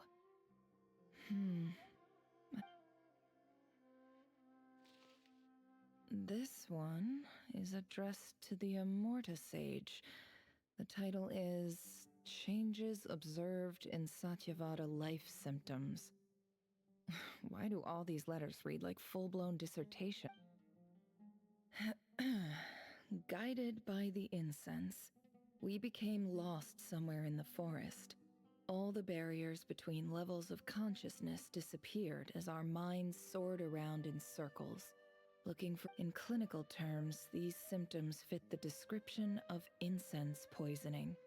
The Immorta Darshan strictly prohibits the use of hallucinogenic substances, but I believe there are still people getting away with it. For example, my neighbor who always breaks out into song and dance after using incense. This seems like something the academia would want to know about. Why wasn't it collected? Wait, what's this written on the back? The note says, "The sender authored this letter while under the influence of mushrooms. I would send it back, but no return address was provided. Stamped by the Grand This next one is addressed to Grand Sage Azar. A few words of protest regarding recent changes in Sumeru's educational. In recent years, the academia has taken on a small number of students. However, it appears to me that these students have not, in fact, been provided with, as well as receiving dumbed-down assignments and perfunctory tutoring. They do not even have full access to the Akasha system. Education is the fundamental purpose of this institution, which should go without saying in a nation whose founding virtues are knowledge and wisdom. I ask you, is the lip service we pay to the policy of education for as Grand Sage, policy decisions are your prerogative. But do not forget your roots. You and I were once students too, as was everyone else. I do hope you will give some serious attention to this matter. I encourage you to discuss issues like this with myself and others, and listen to some alternative opinions. Great letter. Shame it didn't get to where it needed to go. And the sender is... Huh? Sage Cyrus of Spontamod. I didn't realize anyone else even knew how bad students like me have it in. So this is where letters from the Sage of Spontamod end up? Nice one, Grand Sage. Whatever. I'm not exactly holding out hope that a letter sent from the desert would even make it here. But if it did, where else? I can't believe how much discarded mail there is. Must have been years since someone last went through it all. And this is just one. I don't believe for 1 second that any human being has sat down and read through all the documents in this place.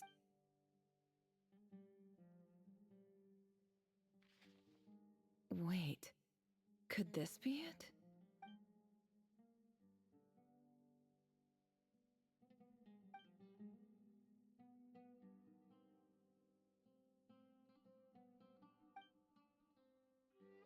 Greetings, Halil. My name is Sinue, chief of the Shimti tribe. I was the one who came to you and your colleague's aid when you ran into trouble in the Great... I don't know how well you remember it now, but I brought you to safety and gave you some water and other supplies. In my tribe, learning a person's true name is serious business, and I therefore see you all as friends. You were kind enough to leave your contact details, so we could stay in touch. The Shimti tribe lives a harsh, nomadic existence in the desert. You were sympathetic towards my plight, promising to make me a special ambassador of the academia and help us find a way to make a better living. This brings me to my reason for writing. Our tribe has fallen on particularly hard times, and I would like to ask for your assistance. There was a terrible sandstorm a few days ago, which blocked up the well in our land. To ensure my people's survival, I had no choice but to venture into Iyab and Unut territory in search of an alternate water source. The Iyab and Unut are descended from the Thamudians, while we trace our ancestry to Tulatala. We worship the Lord of Flowers and have had relatively good relations with our fellow tribes up until now. I found a well belonging to the Iyab tribe. They declined to help us, but I really had no other option, so I took some water to keep me and my tribe alive. My actions are certain to incur their wrath. When we met, you assured me that you would be my ally in the academia. I would like to take you up on that offer, because I really need your help. I wonder if you could send an academia representative to meet with me. That aside, the last time you were here, you mentioned that the academia had started accepting students from the desert, and I told you a little about my daughter, Nefer.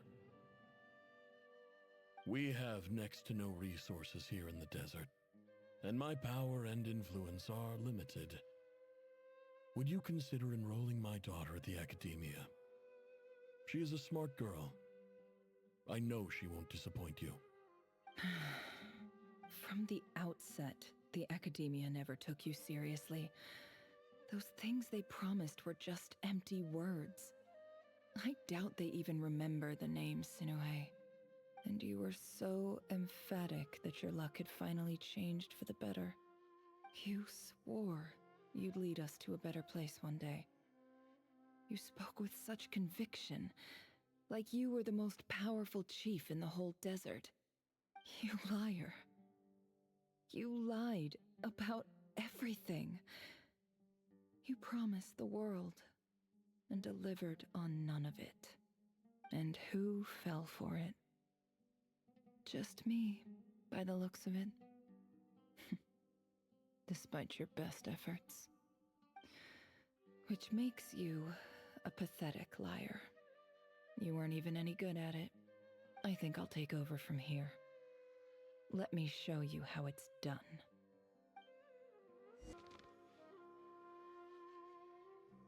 I just came to say goodbye. Thanks for everything you've done for me in my time here. Nefer? You packed your bags. Where are you going? I'm quitting. Something's come up in my hometown. Gonna head back and deal with it. Huh? But this was a hard-won opportunity for you. You know that better than I do. It was. But it doesn't matter. I have more important things to deal with and they can't wait. Oh, and I didn't want to overfill my bags, so I left some incense on your desk. What's wrong? I thought you liked incense. Although, I did read somewhere in the House of Dana that it has hallucinogenic effects. Don't use it all at once, alright? Isn't this the stuff you brought from your hometown? You're just letting me have it? But you said it's a rare and valuable commodity. Yeah, about that. I lied. It's not rare at all. There's this bunch of ruins near my hometown that are practically overgrown with this plant. It's not worth much. Keep it, it's fine. But Nefer... Alright, that's all from me. You take care.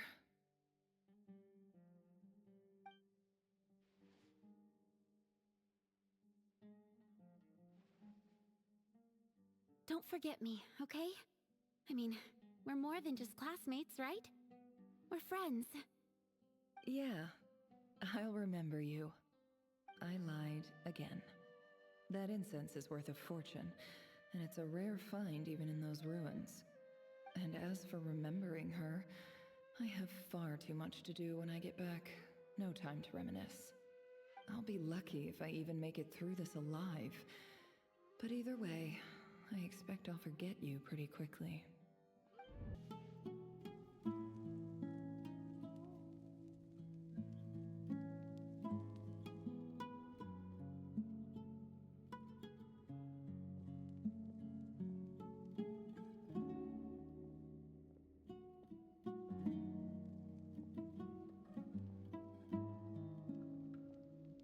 It's a pleasure to meet you, Mr. Arif.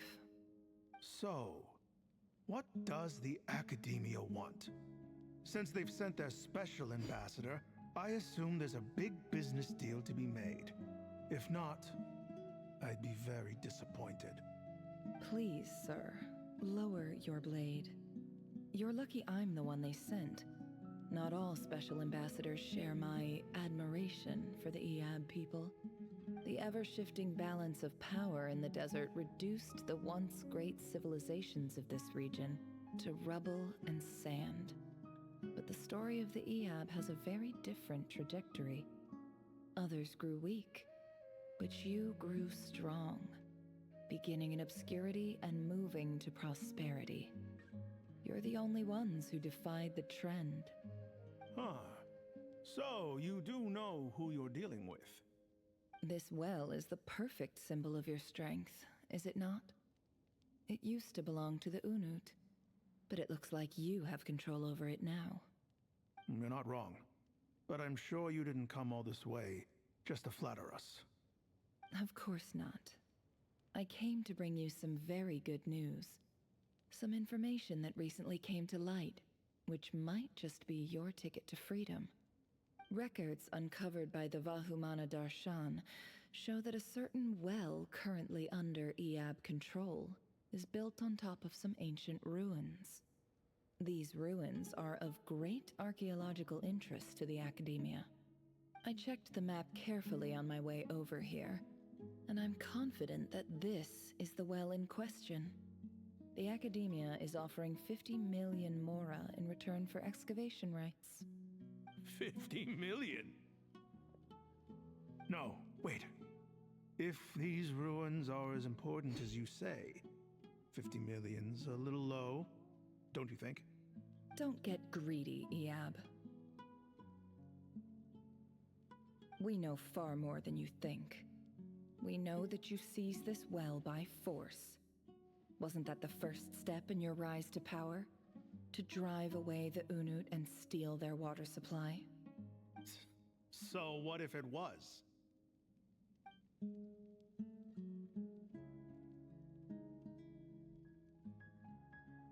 Don't worry. As unscrupulous as it was, it's something we're willing to overlook. The Academia is only interested in dealing with the de facto power holders in the region. I hope I am making myself clear. And I hope your words are the truth. If I find out the Academia is trying to play me, I'll hunt down every one of your people and make you watch as I cut their heads off one by one. I assure you, Chief, that would not be in your long-term interests. You don't want to make an enemy of the Academia. You see how I'm dressed, don't you? I appreciate that you've never been to the rainforest, but surely even you recognize an ambassador's attire when you see it. And what does a barbarian like you have to lose anyway? You really think the Sumeru Academia would bother to come all this way just to lie to you? We have more important things to worry about. All right, I take your point. The Academia is the highest authority in the land. I'm sure you're trustworthy people. In that case, we have a deal. We will sell you the excavation rights. I'd like to thank you, Ambassador. This is good news indeed. Excellent news. In fact, it calls for a celebration. Would you do us the honor of staying a while and enjoying some Eob hospitality? Gladly. I am partial to wine myself, and I trust you are as well. So let's indulge in a few drinks together, in celebration of this momentous occasion.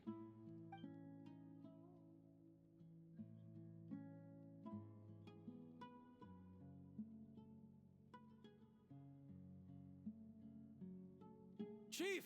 Chief, it's an emergency! It's the Unut. They've taken the well. What?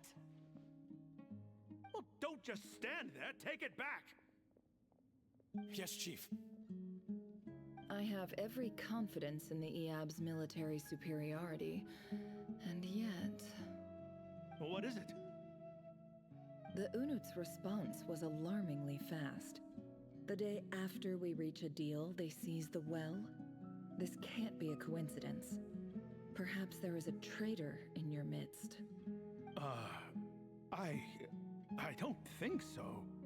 I am obliged to remind you, Chief, that the Academia will only deal with the de facto power holders.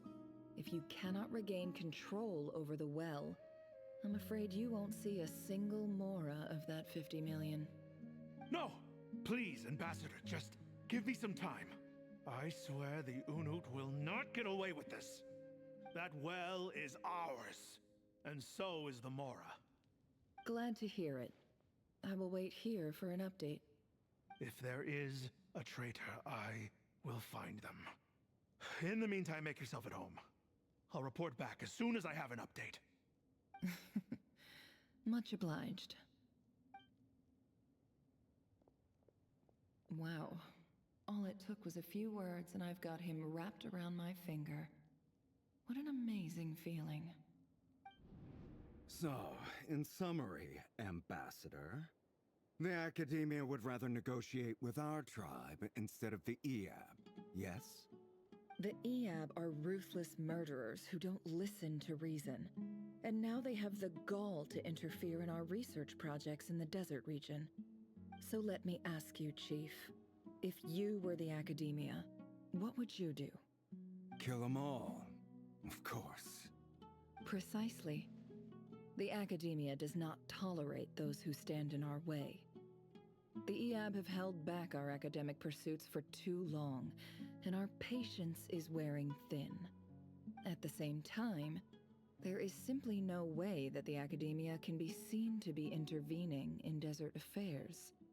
I'm sure you understand where I'm coming from. We have our own rules out here. If the rainforest dwellers raised arms against a desert tribe, you'd start a bloody war. Right. We can't confront them ourselves, but we can support their enemies. The Unut have always had strained relations with the Iab, which makes you our natural allies. Natural allies. Weren't the Iab your allies once? You were quick to send them after us to protect your interests back when we stole that water. And now look at you. You're at each other's throats. Let me be clear. The Academia wishes to collaborate with the legally recognized rulers of the desert in this matter. We are asking for excavation rights to that well, and our offer is 50 million mora. Say no more. I believe we have an understanding. Good. Then I suggest you get to work. Get us access to that well, and the mora's yours. You see, Dad? Lying is easy when you know how. People will believe anything.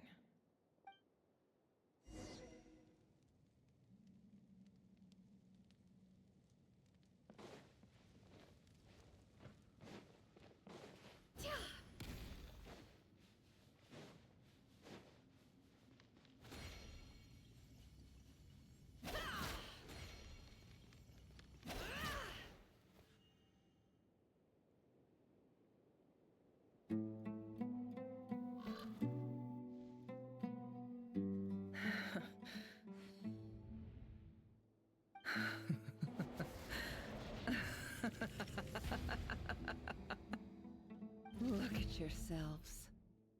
You may be vile, savage monsters, but your butchered bodies bleed like any others. You're no different. You're nothing special at all. The monsters who destroyed my home, they're just ordinary, petty human beings. What a joke. I think we're even now. Maybe I've even done the desert a favor. It's a better place without all these people around. Oh, Sinuhe, my gullible fool of a father. Perhaps if you'd been as ruthless as I was today, our tribespeople would still be alive. In this dog-eat-dog world, a chief needs to be tough to survive. But you couldn't do what had to be done. So I did it for you. Nefer, it's okay. All of this is in the past now. I believe I remember you promising to remain silent. Yeah, but even so... Yehoda, is there anything you can do to ease the tension? Alright, time for a sharp turn onto a completely different topic. So, anyway, that's enough of that. When are we getting out of this place? Feels like we've been walking forever. I'm getting pretty tired. Oh, Lauma, you tired? Yes. If we can find somewhere to sit down, I could certainly do with a rest. It's not far now. There should be a temple just up ahead. Yes. Really? A temple? That's where this story ends? I guess that's how things go in the desert. Desert dwellers can never escape their destiny. Or so everyone says. I never wanted to believe it, but looking back now, I'm as desert as they come. You mentioned a temple. What's waiting for us there? My biggest trade secret of all. Ah. Then I'm guessing it's where you got your power from. The power to peer into other people's minds. I didn't know you were clued up on any other religions. I'm no expert in the history of Sumeru, but since you come from the desert, I would imagine it has something to do with King Deshret. Sounds impressive. Ah, I know who you mean. General Mahamatra Sino. The spirit of Hermanubis dwells within him. That's Boss Neff for ya. She knows everything. Sino's hardly a figure of obscurity, but I know about Sethos too. What about him? Is he a big deal or something? Well, he's not a small deal, let's put it that way. Please, this is the bare-bone basics. Save the flattery. Thanks for your patience, everyone. I'm sure it's been a lot to take in. With any luck, that's our exit just up ahead. I'm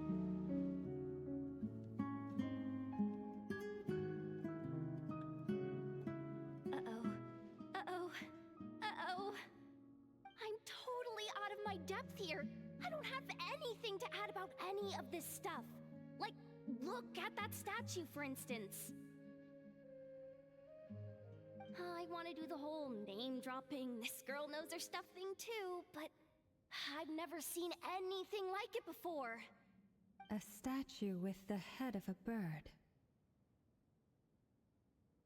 That's Thoth, the Ibis King, one of the 7 pillars of King Deshret. The legends say that he, the Crocodile King, and the Goat King were the 3 retainers of King Deshret. Let's take a look.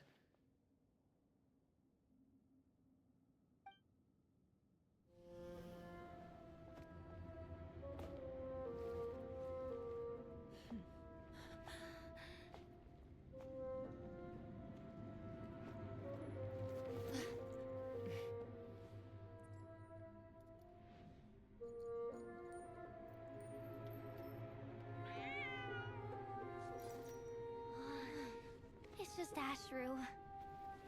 So, all is well?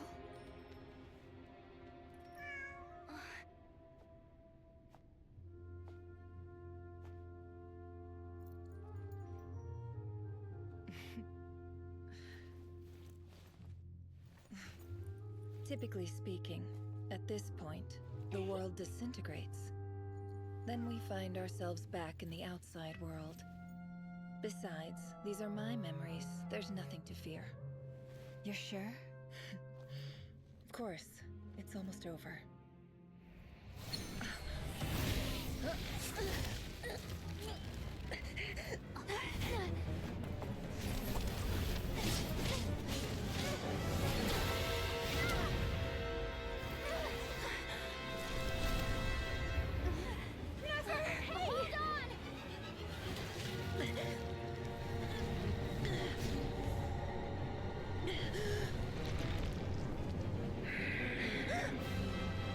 Knowing too much is always a death sentence.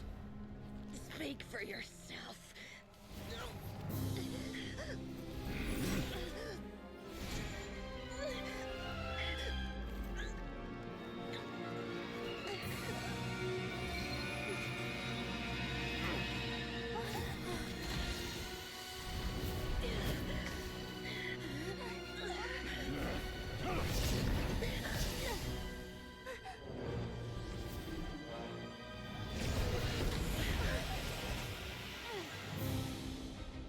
How repulsive.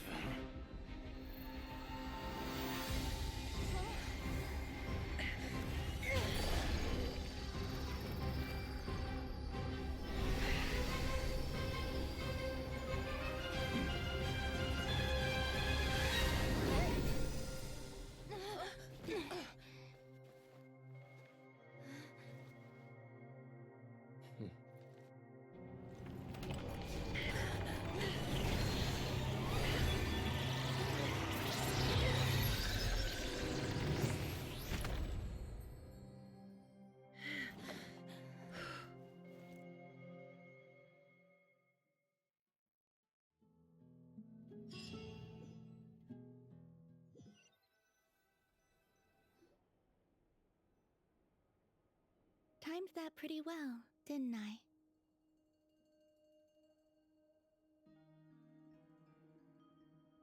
It's okay. I'm just glad no one was hurt. Paimon noticed you doing something too, Dainsleif. Were you helping get them out? Of course. When I asked Nefer to conduct this investigation, I was not naive to the dangers involved. I had a duty to ensure your safety. Good to know your sense of justice is still intact after all these years.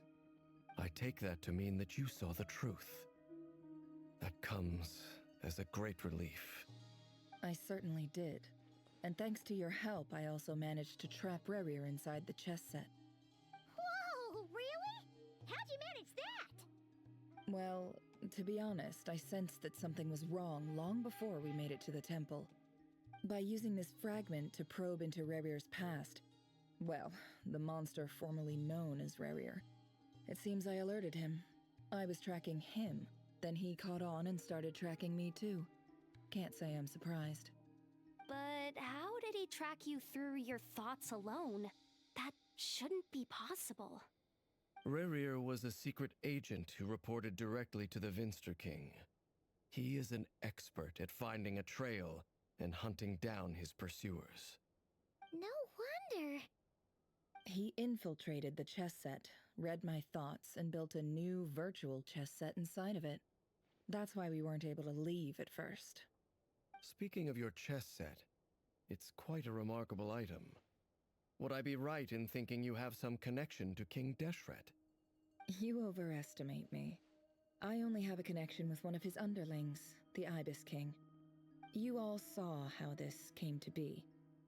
A long time ago, the Iab massacred my tribe, the Shimti, in our home village. A few years later, I enrolled in the academia, where some new information came to light. The Unut and the Iab fought a bitter battle over the rights to a well, all for the sake of a non-existent 50 million mora. The Iab ultimately won that confrontation, but their victory came at the cost of almost every warrior in the tribe. The final blow to the Iab came at the victory feast, when an Unut assassin beheaded their chief right before my eyes. The remaining Iab fled and have been scattered to the winds ever since. Having gotten my revenge, I returned to my hometown, where to my surprise, the nearby temple was still standing. There it was, seemingly immune to the relentless hostility of the desert, while my tribal home lay in ruins. As I stood there gazing at the temple, I noticed a cat just outside.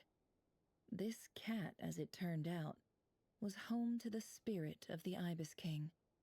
He led me to a gate deep inside the temple, and there he made a deal with me. This chess set is my gift from the Ibis King. The chessboard within is made to the same specifications as the one in the mausoleum of King Deshret, and represents his power of piercing analysis. With this chessboard in its container, I gained a certain ability to perceive hidden secrets. Now, you could conclude that the Ibis King simply wanted to give the people of this world the power to seek the truth, but I don't believe that's the full story. Every god plays favorites. Their hearts are as fickle as any human's, full of secrets, perversions, egotistical tendencies. But precious few gods are willing to admit this. It is the same with all powerful forces, including fate itself. Their gaze falls preferentially upon a select few. As you rightly point out, this is an act of favoritism. If you're alluding to the Abyss, then yes, I agree. Gather the others. It's time to share everything I've learned.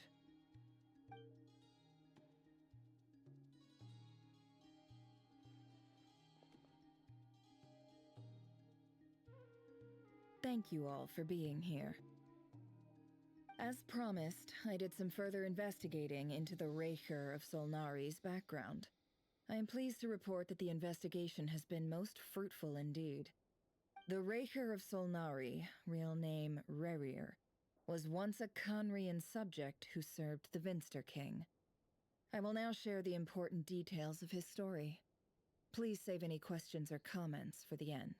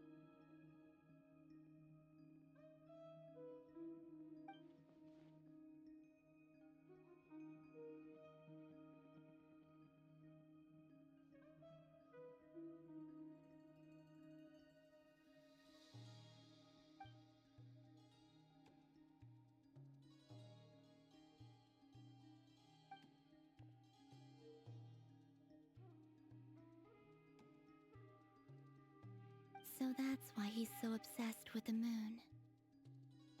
A tragic tale, to be sure. But it does not excuse his many transgressions. No matter how much Rerir suffered in the past, the fact remains that he is what we know today as the Wild Hunt, wreaking havoc upon innocent lives in Krai. He becomes more dangerous with each passing day. If left unchecked, it is simply a matter of time before all of Tevat suffers the consequences. This is a threat that the Knights of Favonius cannot ignore. A question for Miss Columbina. Forgive me if this is presumptuous, but have you ever seen the spatial gateway that appeared in Rerir's memory? Never. But I have heard stories of something called the Moon Gate, and this seems to fit the description. Miss Lama, any thoughts on this? In the lore of the Frost Moon Scions, the moon is believed to hold many secrets. Some sources speak of ancient knowledge, others of a gateway to the unknown. The term Moon Gate is one I have heard before, but as is the case with all of our legends, there are no records of any first-hand witnesses. We cannot know whether it truly exists. Then back to Miss Columbina. As a moon goddess yourself, do you have some idea of where the Moon Gate leads to?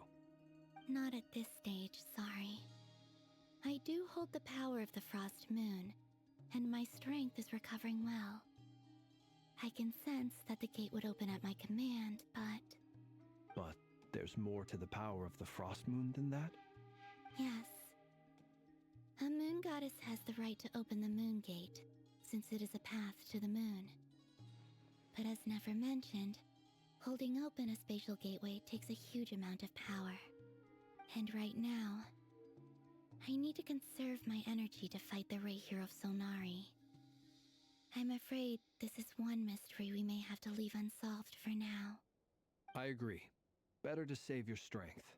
But if you'll humor me for a moment, I have a bold conjecture of my own regarding the world beyond the gateway. I highly suspect that neither Tholindis nor Rerir made it through unscathed. The evidence pointing to this is the fact that the Rahier of Solnari exists in the form of countless fragments. With the abyssal power he wields, no ordinary foe can touch him, let alone tear him to shreds. And yet, the Wild Hunt proliferates wherever his scattered fragments lie, drawing hordes of monsters to many different locations across the land. So your theory is that Rerir was physically torn to shreds by some powerful force? Hence, why the Wild Hunt is a distributed phenomenon, rather than a unified one? Makes sense to me. Explains why the Wild Hunt is so pervasive, and why he's been trying to piece himself back together. He was whole to begin with, and he wants to be whole again. Without the power of the Abyss on his side, he almost certainly would have perished the moment he was torn apart. But the Abyss, much like a curse, has kept him alive. I could not agree more. The power of the Abyss is most surely a curse. It is a compelling explanation, and one that accords with my present understanding of Abyss creatures. Whether the life form in question is primitive or advanced, if a curse has extended its lifespan unnaturally, it will continue to survive in spite of everything. This raises some interesting questions. I will run some experiments and see if there is any validity to my suspicions. That being said, regardless of whether my research bears fruit, I would like to thank Miss Nefer for conducting such a thorough investigation. Already, it has greatly enriched my understanding of the entity we face. My pleasure, Mr. Albedo. I too hope that the information I have shared today proves useful as we look to formulate the next stage of our plan. Hey! What is it, Dainsleif? You look really upset! It's just... when I think of the man I once knew as Rerir, I struggle to understand why things had to turn out like this. The two of you used to be friends, didn't you? I don't know if these words will bring any comfort, but my heart goes out to you. Mine too. We can never know all the hows and whys of the way things are.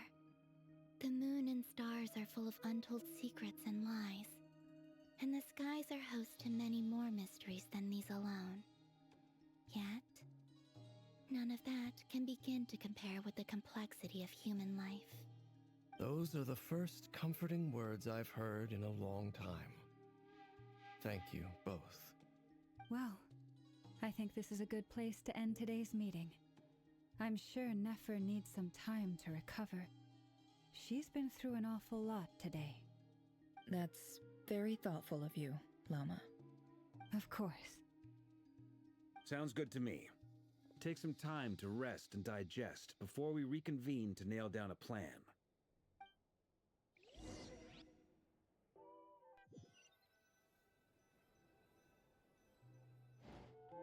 Hey, is this a bad time?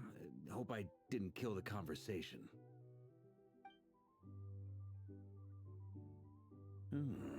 Nice room.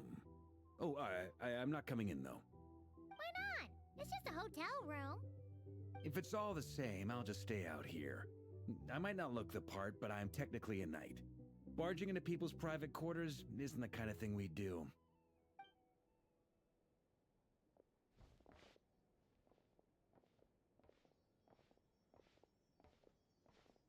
Anyway, Nefer went back to the curatorium to get some rest. But before she left, she shared some things with me that I thought you should be aware of. Firstly, although she managed to trap the Raker of Solnari inside her chess set, there's no guarantee that the power of the Ibis King is any match for one of the five sinners.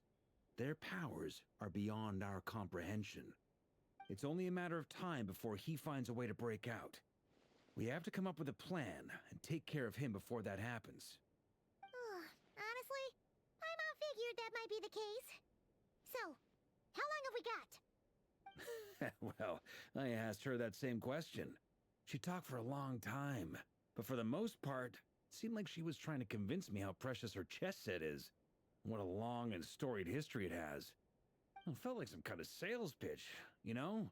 The kind where you end up handing over Mora against your will? Anyway, after all that, she finally answered the question. 2 days, at most. 2 days? Holy moly! Can we even recruit enough help in that time? That remains to be seen. Which brings me to the second issue. Dainsleif is obviously conflicted about this whole thing. But given how little time we have, there's no way we can pull this off without his help. You have some history with him, right? Do you think maybe you could talk to him for us? Great. I appreciate it. All right, on to item 3. So, Albedo, Durin, and I put our heads together and came up with a plan. Can't promise it's gonna work yet, but at least it's a start. We figured we'd bounce the idea off you first. We'll explore it further once everyone's recovered. Oh, Paimon's dying to hear this. All right, so here's what we're thinking.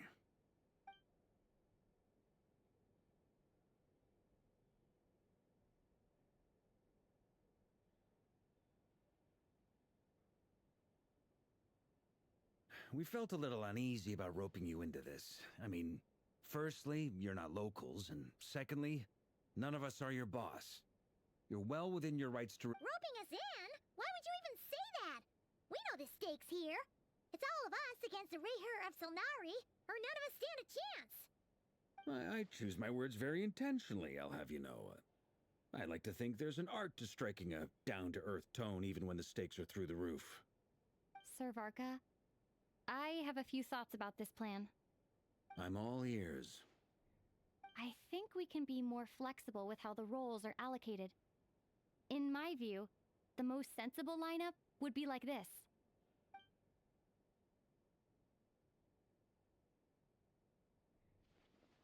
I see your point, yeah. But if that's how we're going to approach this, you'd better make sure you're ready. To be clear, I don't doubt your abilities. Far from it. I just want to make sure. Are you really willing to take all this on? I want to do everything within my power. The Rayher of Solnari is a truly fearsome opponent, and if I do my part, it'll greatly reduce the risk for everyone else involved. Well, that tracks with what I've heard. Jean's mentioned in her letters that you're so diligent it's almost abnormal. As in, most people weigh up the risks and rewards in situations like this. But you seem to just march towards danger without a moment's hesitation. Of course, everyone appreciates a fearless pioneer. But all that aside, I'm the Grand Master of the Knights of Favonius, and you're our honorary knight. I want to make sure your courage doesn't come at the expense of your safety. Thank you, Sir Varka. I should be the one thanking you. It means a lot to have you on board. I'll give some serious thought to your suggestions.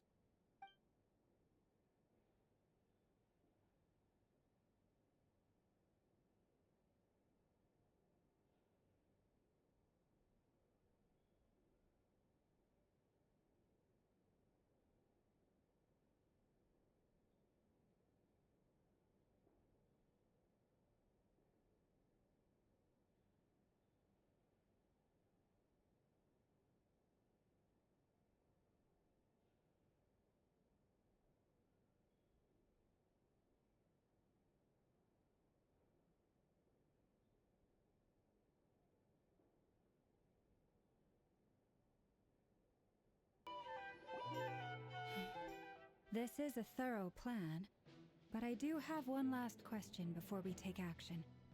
How can we be sure that our enemy won't leave the designated area? Great question. Albedo's been hard at work analyzing Rerir and the Wild Hunt's behavioral patterns. His conclusions are as follows. Firstly, from the earliest known confrontation until now, Rerir has never displayed any ability to manipulate the dimension of space. So it's unlikely he has any power in that domain. Secondly, he seems to have a particularly strong vendetta against our group. If we put him in a fight-or-flight situation, he'll choose to fight every time. Thirdly, finally, and most importantly, he is consumed by hatred, both for the moon and for his enemies. Turns out, we tick both of those boxes. We have a reincarnated moon in our ranks, and a spy who accessed his private memories without permission. He'll be baying for blood, not looking to escape. As someone who's had their fair share of interactions with the Wild Hunt, those all seem like valid observations to me. Understood. Then I will defer to the verdict of the group. Well, everyone, that's the plan in full detail. Albedo and Durin are carrying out their part as we speak. Plan approved. Scheduling. Okay, any firepower you need, I got you covered. Let's light this baby up. The Frost Moon Scions are behind you as well. And the rest of you?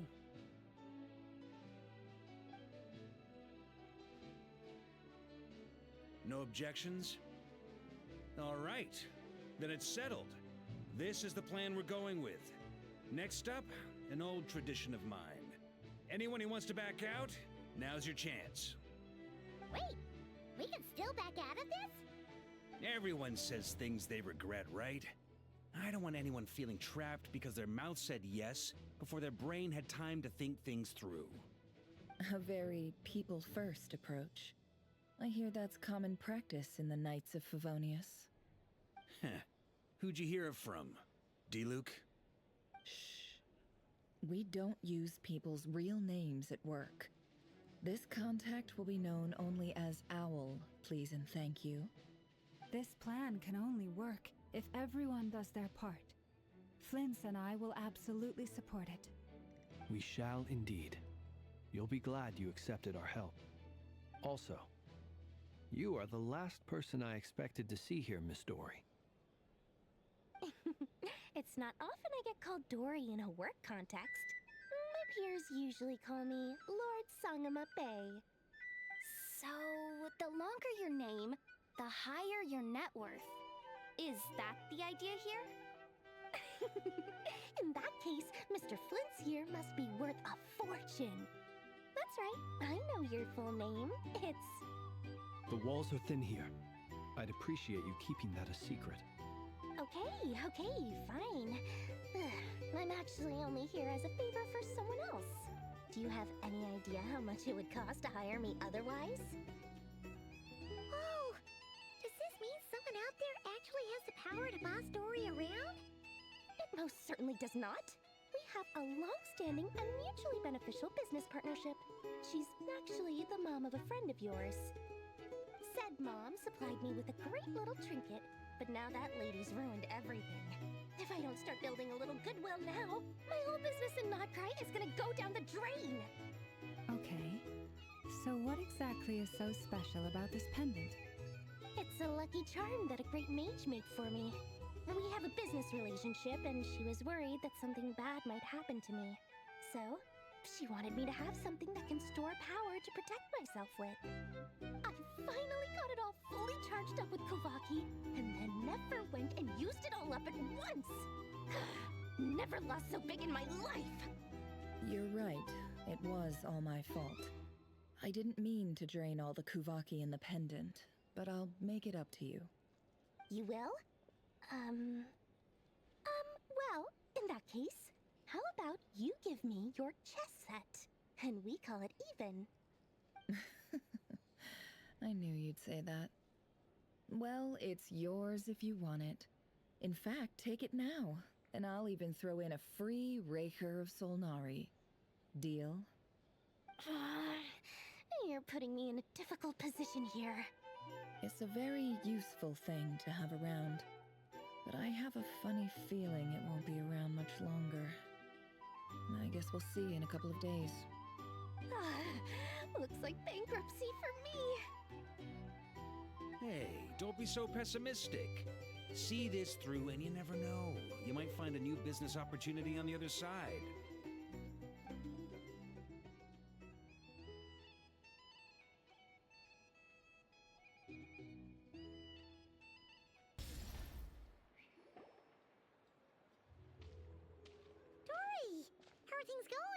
Feeling ready? Oh, I was born ready. We only have 2 days. You think Lord Sangamabe would let an opportunity like this slip by? Don't forget, when something's in high demand, the people with the goods on hand get to charge the highest price of all, even higher than the sellers taking advance orders. Ta-da! See? It's right here! Oh, it's so pretty! Did you make it?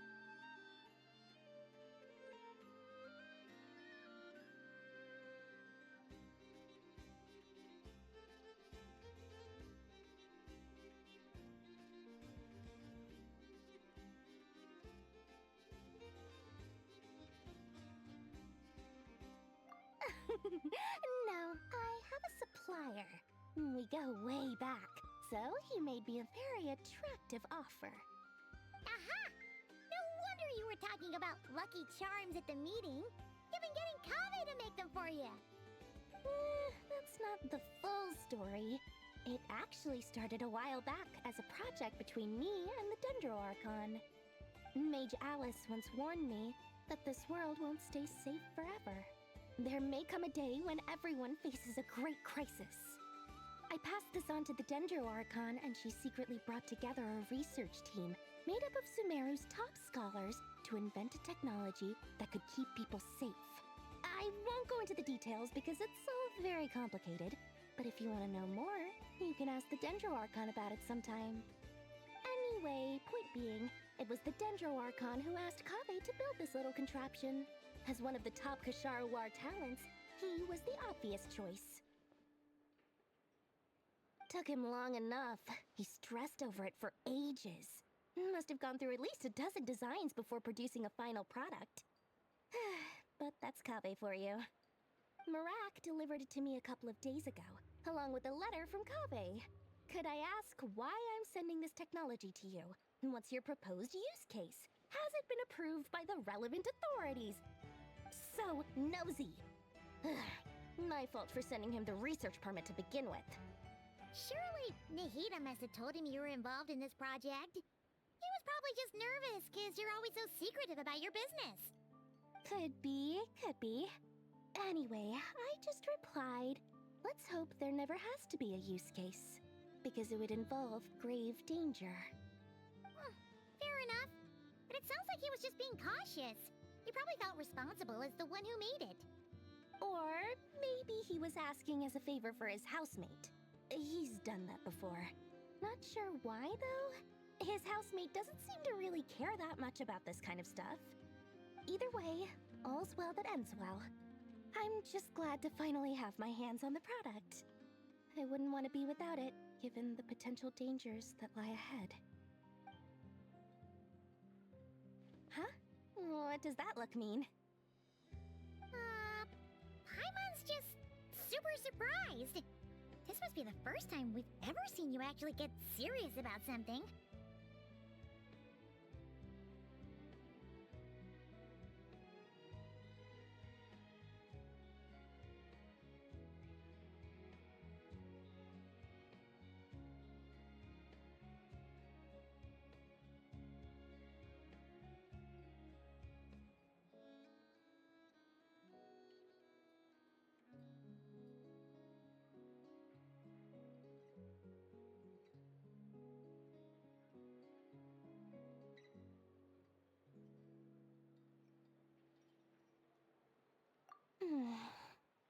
Well, a long time ago, I made a promise to myself. I promised that I was gonna live every day of my life with a big beaming smile. Obviously, Mora plays a big part in that. But there are always gonna be times in life when you have to give something back. That could mean paying back a debt, returning a favor, or showing some kindness. Alice has been a huge help to me over the years. She was the first investor I ever had. And I want my investors to know that and more than that. No one knows what the future will bring. Whatever happens, I want to make sure the Dendro Archon and all of Sumeru is prepared to face whatever comes. Oh, that? I was just making sure Nefer and I are square.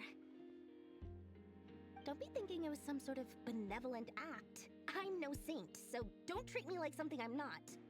My priority is doing the business that I want to do, so long as my conscience lets me, but it usually does.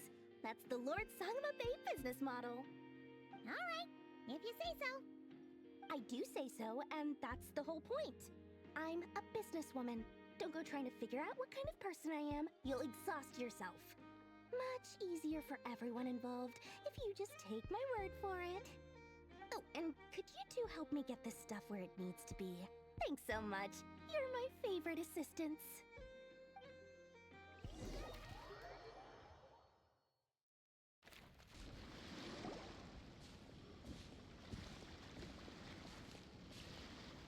Traveler, Paimon, it's good to see you. Everything going smoothly over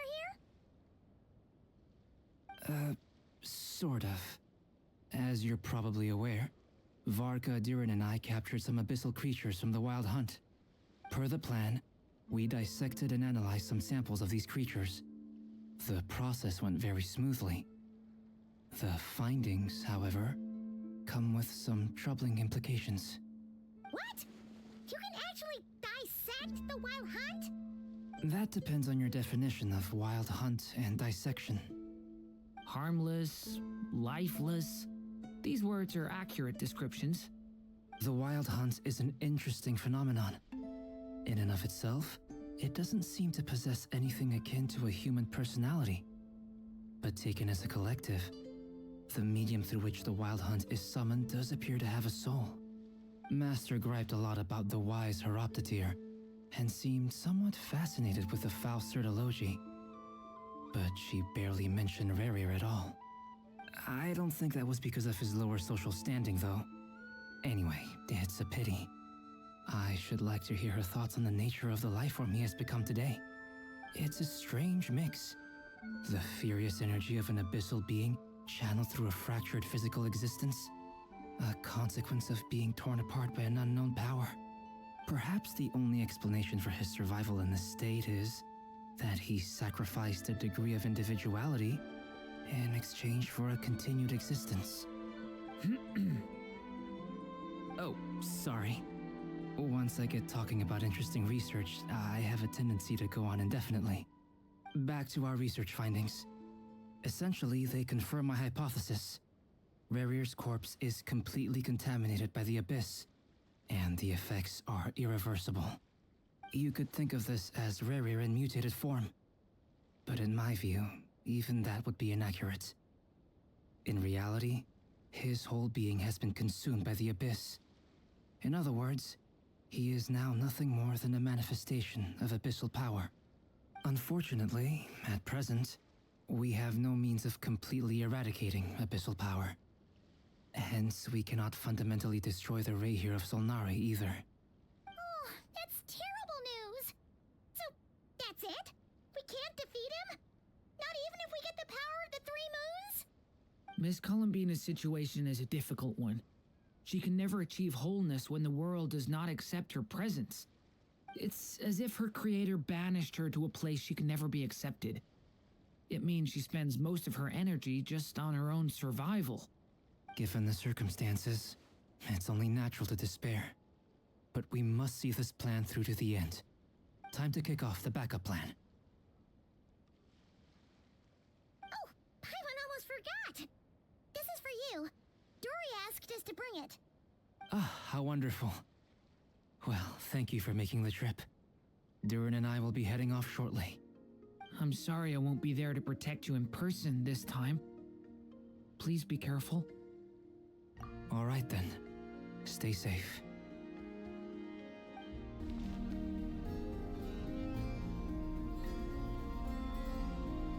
Miss Lauma, is everyone here? Yes. The fate of my flock is in your hands, Grandmaster Varka.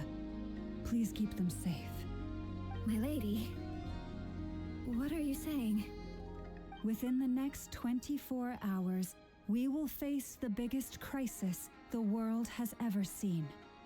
This is not a burden that we deserve to bear, but I believe that we reap what we sow in this life. So I intend to act. I must do what I think is right. For me, that means fighting for the future of Krai.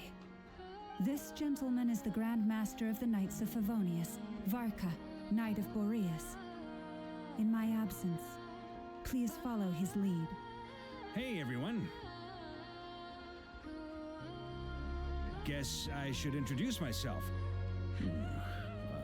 Well, to start with, I know my way around a battlefield.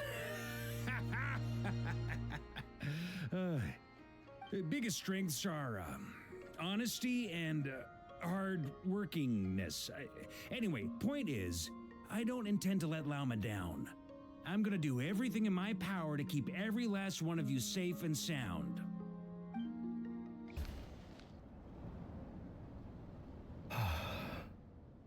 Something on your mind? Miss Columbina, was it? I believe that's how the others addressed you. That's right. Names are funny things. Have you always been called Dainsleff? Yes. I take it your own name has a more complicated history. I have a different relationship with names than other people.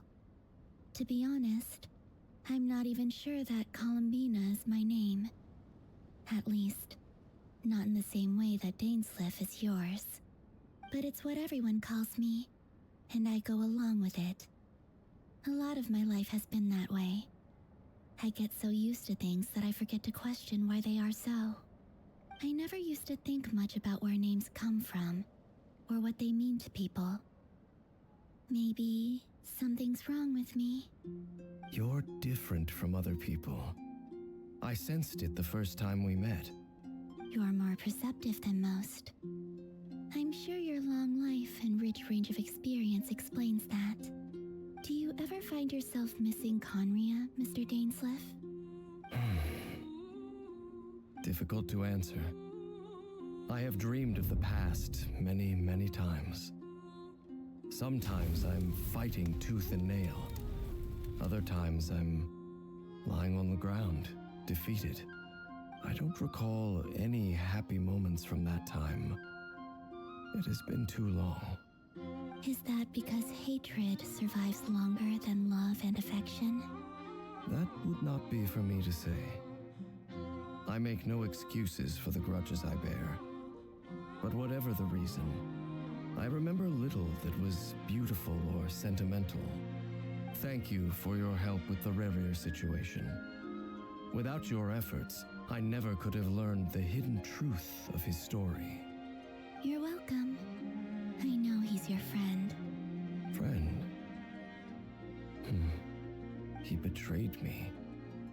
And I never really understood what he was going through in life. Some friendship, that is. Okay. So, do you plan to fight him with us? You see, you're torn. Now you know what really happened. You see the things he's done in a new light. I need some time. Of course. I completely understand.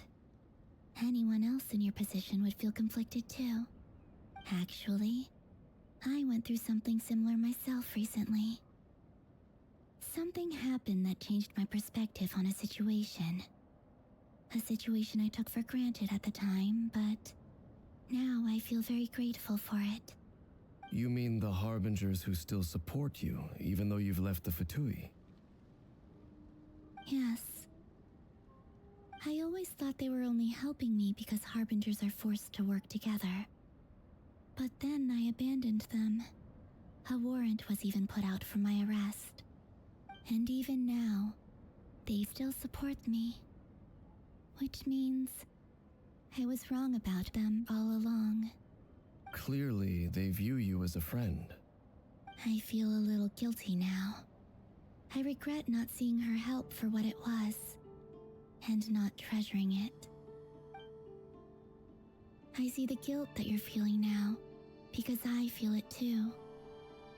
Hopefully, talking about it will do us both some good. Have you noticed that the Traveler and Paimon are over there? I think they've been listening. Huh. Shall we say hello? Sure. Hello. Ah! They caught us!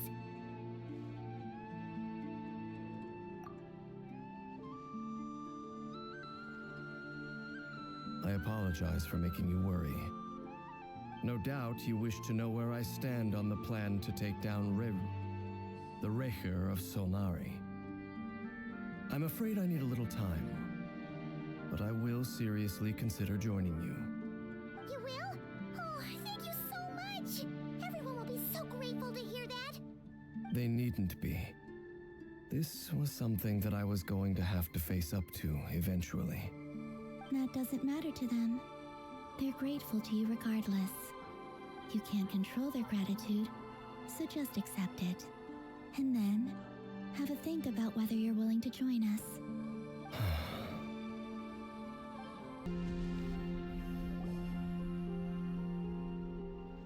Ah, you're earlier than I expected.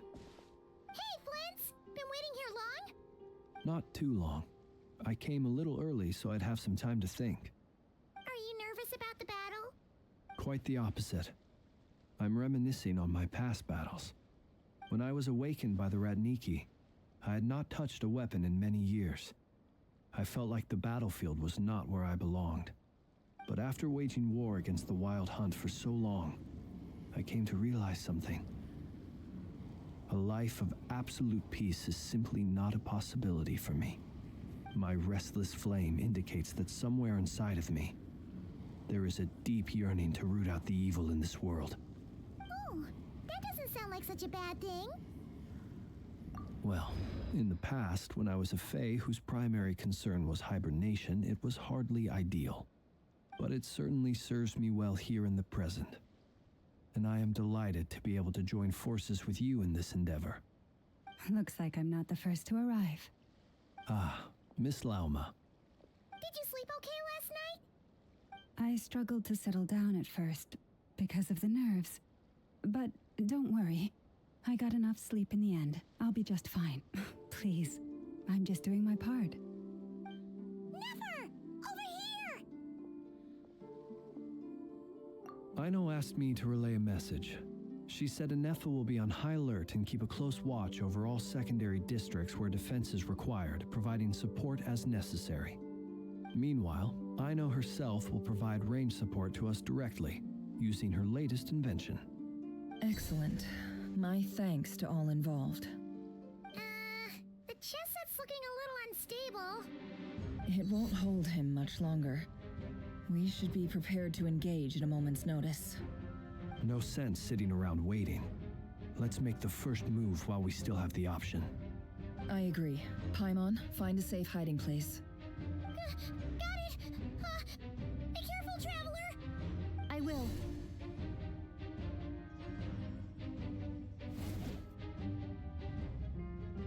Everyone, take your positions as soon as the battle starts. Every ounce of strength we have in our bones, let us bring to this fight. Ready? Let's go. I've seen all your futile ploys before. You have become the authors of your own demise. I wouldn't be so sure about that. You are merely a moment of sport before I tear down the moon.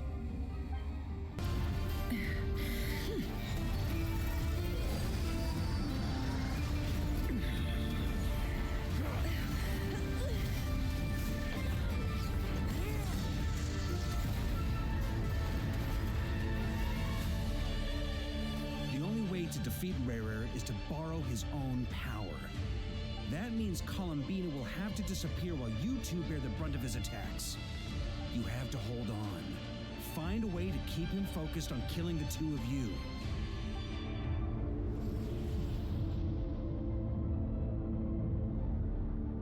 Never! Your eyes are bleeding. Soon you will be powerless to resist. And then, I will reduce you to dust. But that dust will plague your memories. Come on, keep holding on. Any other tricks up your sleeve? Let's see them. As entertaining as they are, you've backed yourself into a corner. You don't fool me. I see your fear clear as day. I have to stoke his rage. Make him unleash everything. You fear what you could never defeat. You fear the thought of never being able to save your beloved. You cannot win the fight against fate, Rarer. Is that what you think? Well, now it's your turn to feel afraid.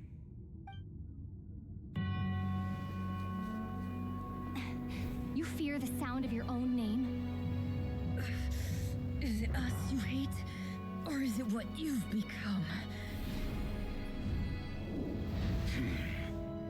Let's see what becomes of you!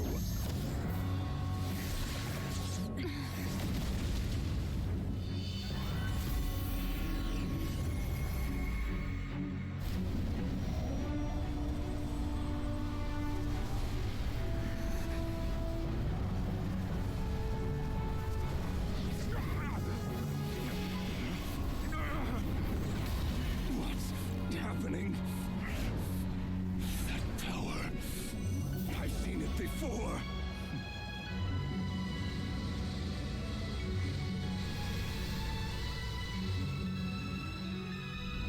His power is on another level. We'll need to use an alchemical array to convert his power into a usable form. Then quickly channel it into Columbina, rendering her powerful enough to compete with him.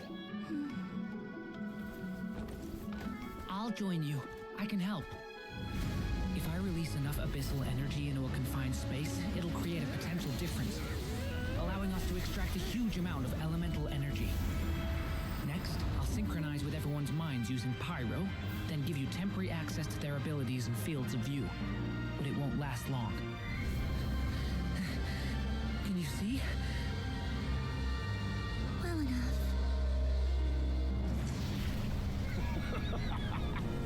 So, we have a student of Gold Rhine-Daughter in our midst. How about that?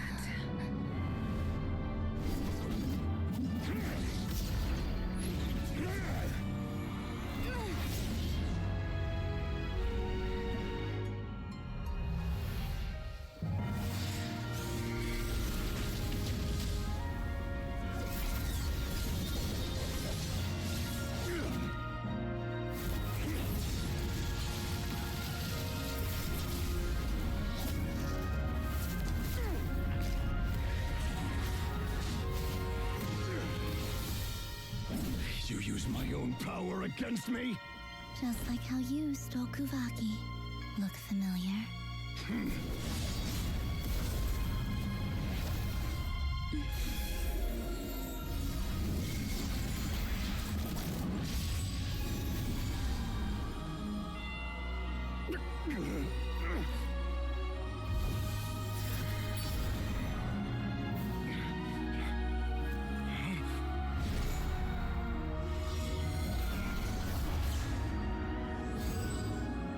Don't you realize you don't have the power to hold that gate open?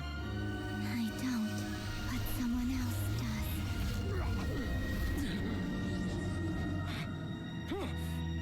Goodbye, Rerir.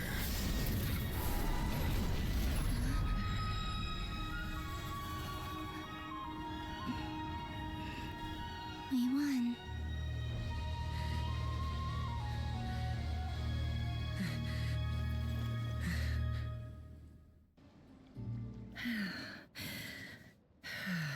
Nefer, how are your eyes? They're fine. Apart from the blindness, of course. It's not too late. Let me handle it.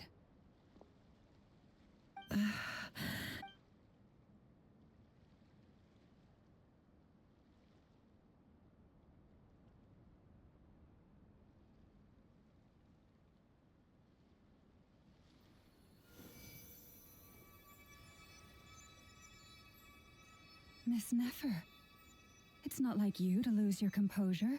That was the most reckless thing I've ever seen you do. Reckless how? The situation was critical. Our lives were at stake. We had to do something. Even so. Okay. I guess you're right. Under the circumstances, it was a wise decision. You traded your eyes for an incredible victory. In business terms, I suppose that's a huge return on investment. I'd be hard-pressed to argue otherwise. Still, I don't like this outcome, and I don't want you to lose your sight for good. People suffer when they make sacrifices they shouldn't have to make, whether that means faith, strength, or in this case, your ability to even see. I had hoped you could win without sacrificing so much as a single hair on your head. Thank you. Really. All done. Don't try and open your eyes just yet.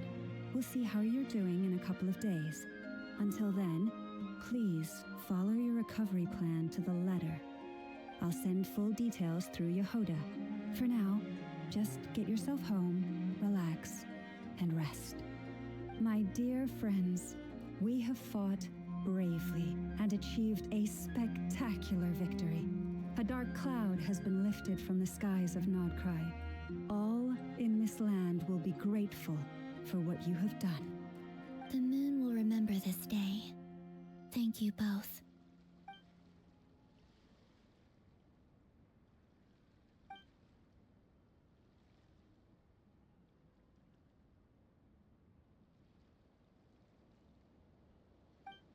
There's something I want to let you know.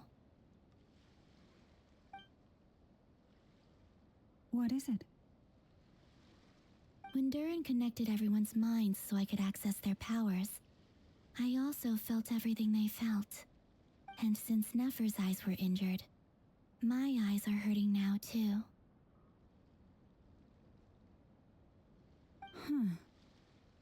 Hold on. Let me try. I only feel the pain. There's no actual damage. I just thought I should tell you. You're right. There's no damage. That's a relief. But I must say, I'm surprised to hear the Kutar share something like this with me. In the past, you never used to open up about yourself. Things are a little different now from how they were. I'm learning to share how I truly feel with my friends. Friends? You have no idea how glad I am to hear that.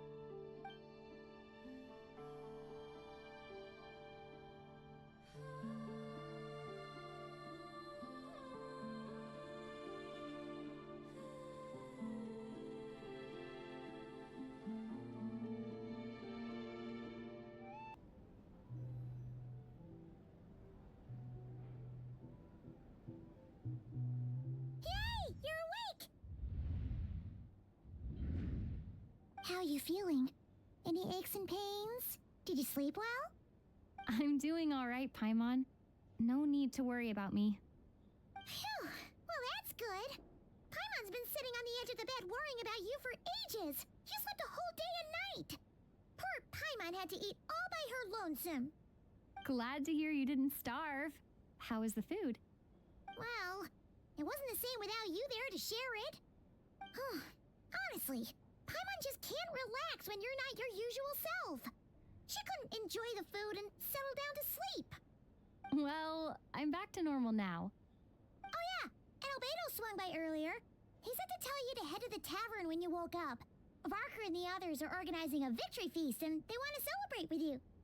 He also dropped off some medical supplies, but you seem fit as a fiddle, so guess you won't be needing those.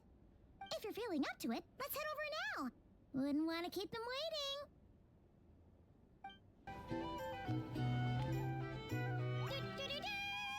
We're here! Oh, Traveler and Paimon! Perfect timing!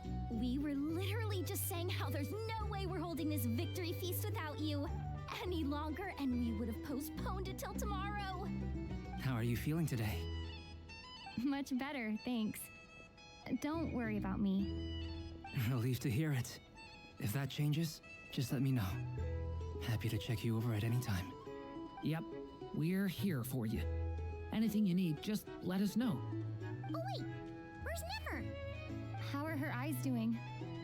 Nefer's right over there. I'm sure she'd love to catch up with you.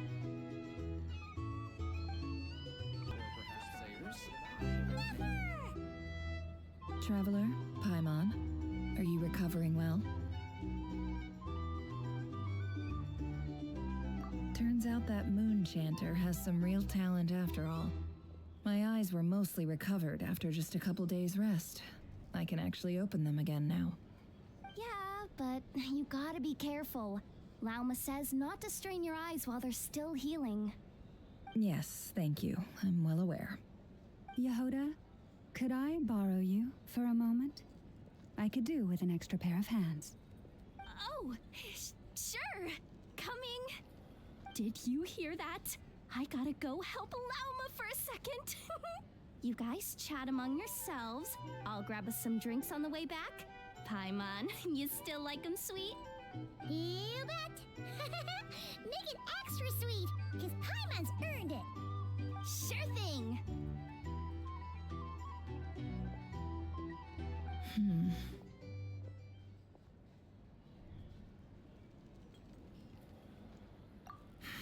The Raker of Solnari.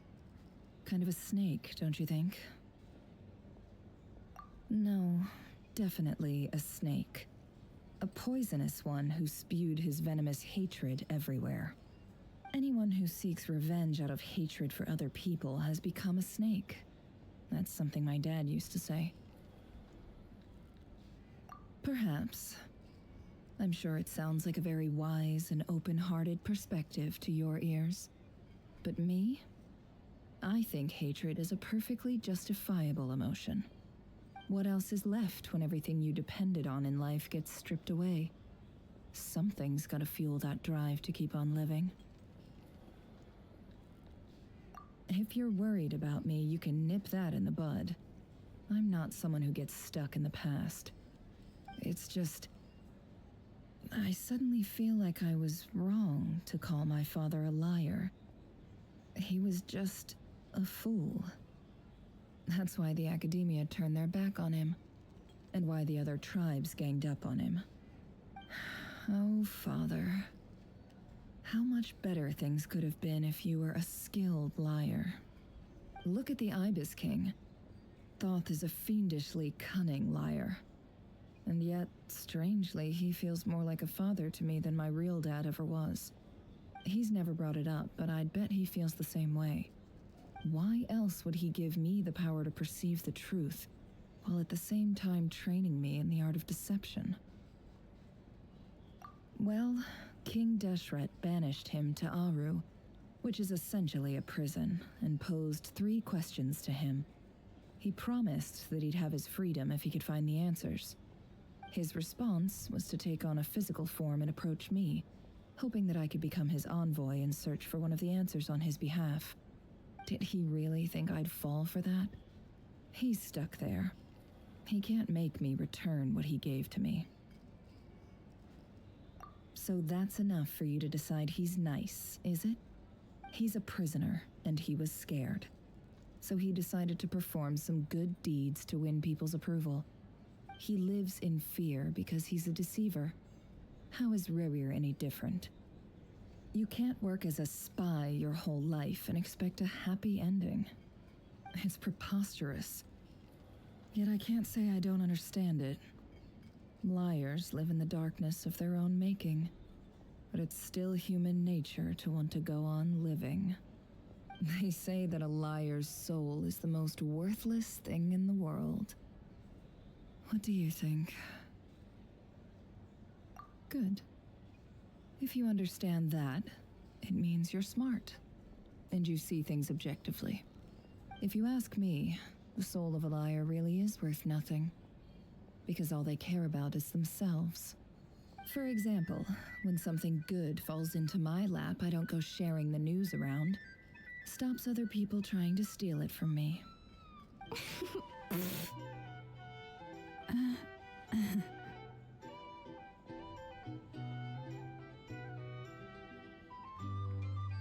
So be it. They have sharp ears. I can't keep anything from them. Oh, is that what it looks like? Well, you all know my past now, and I can't simply eliminate everyone who knows too much. So I guess I just have to put up with you, for the foreseeable future at least. When you find yourself in a situation you can't control, the safest play is to keep calm and start monitoring everyone involved like a hawk.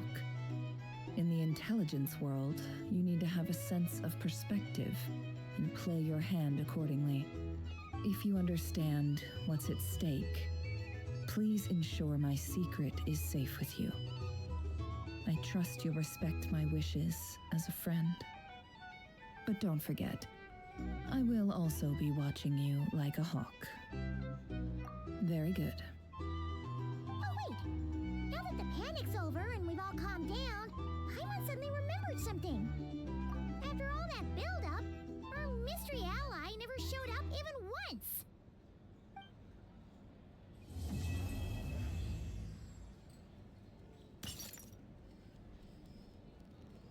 Huh? Am I imagining things? So, that close colleague who stayed behind with you? What's he been up to recently? Don't know, don't care.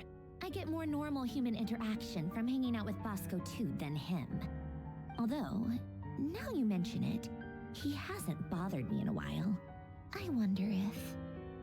If he's disappeared without a trace, it's the biggest gift he ever gave to the world. But I somehow doubt that's what's going on.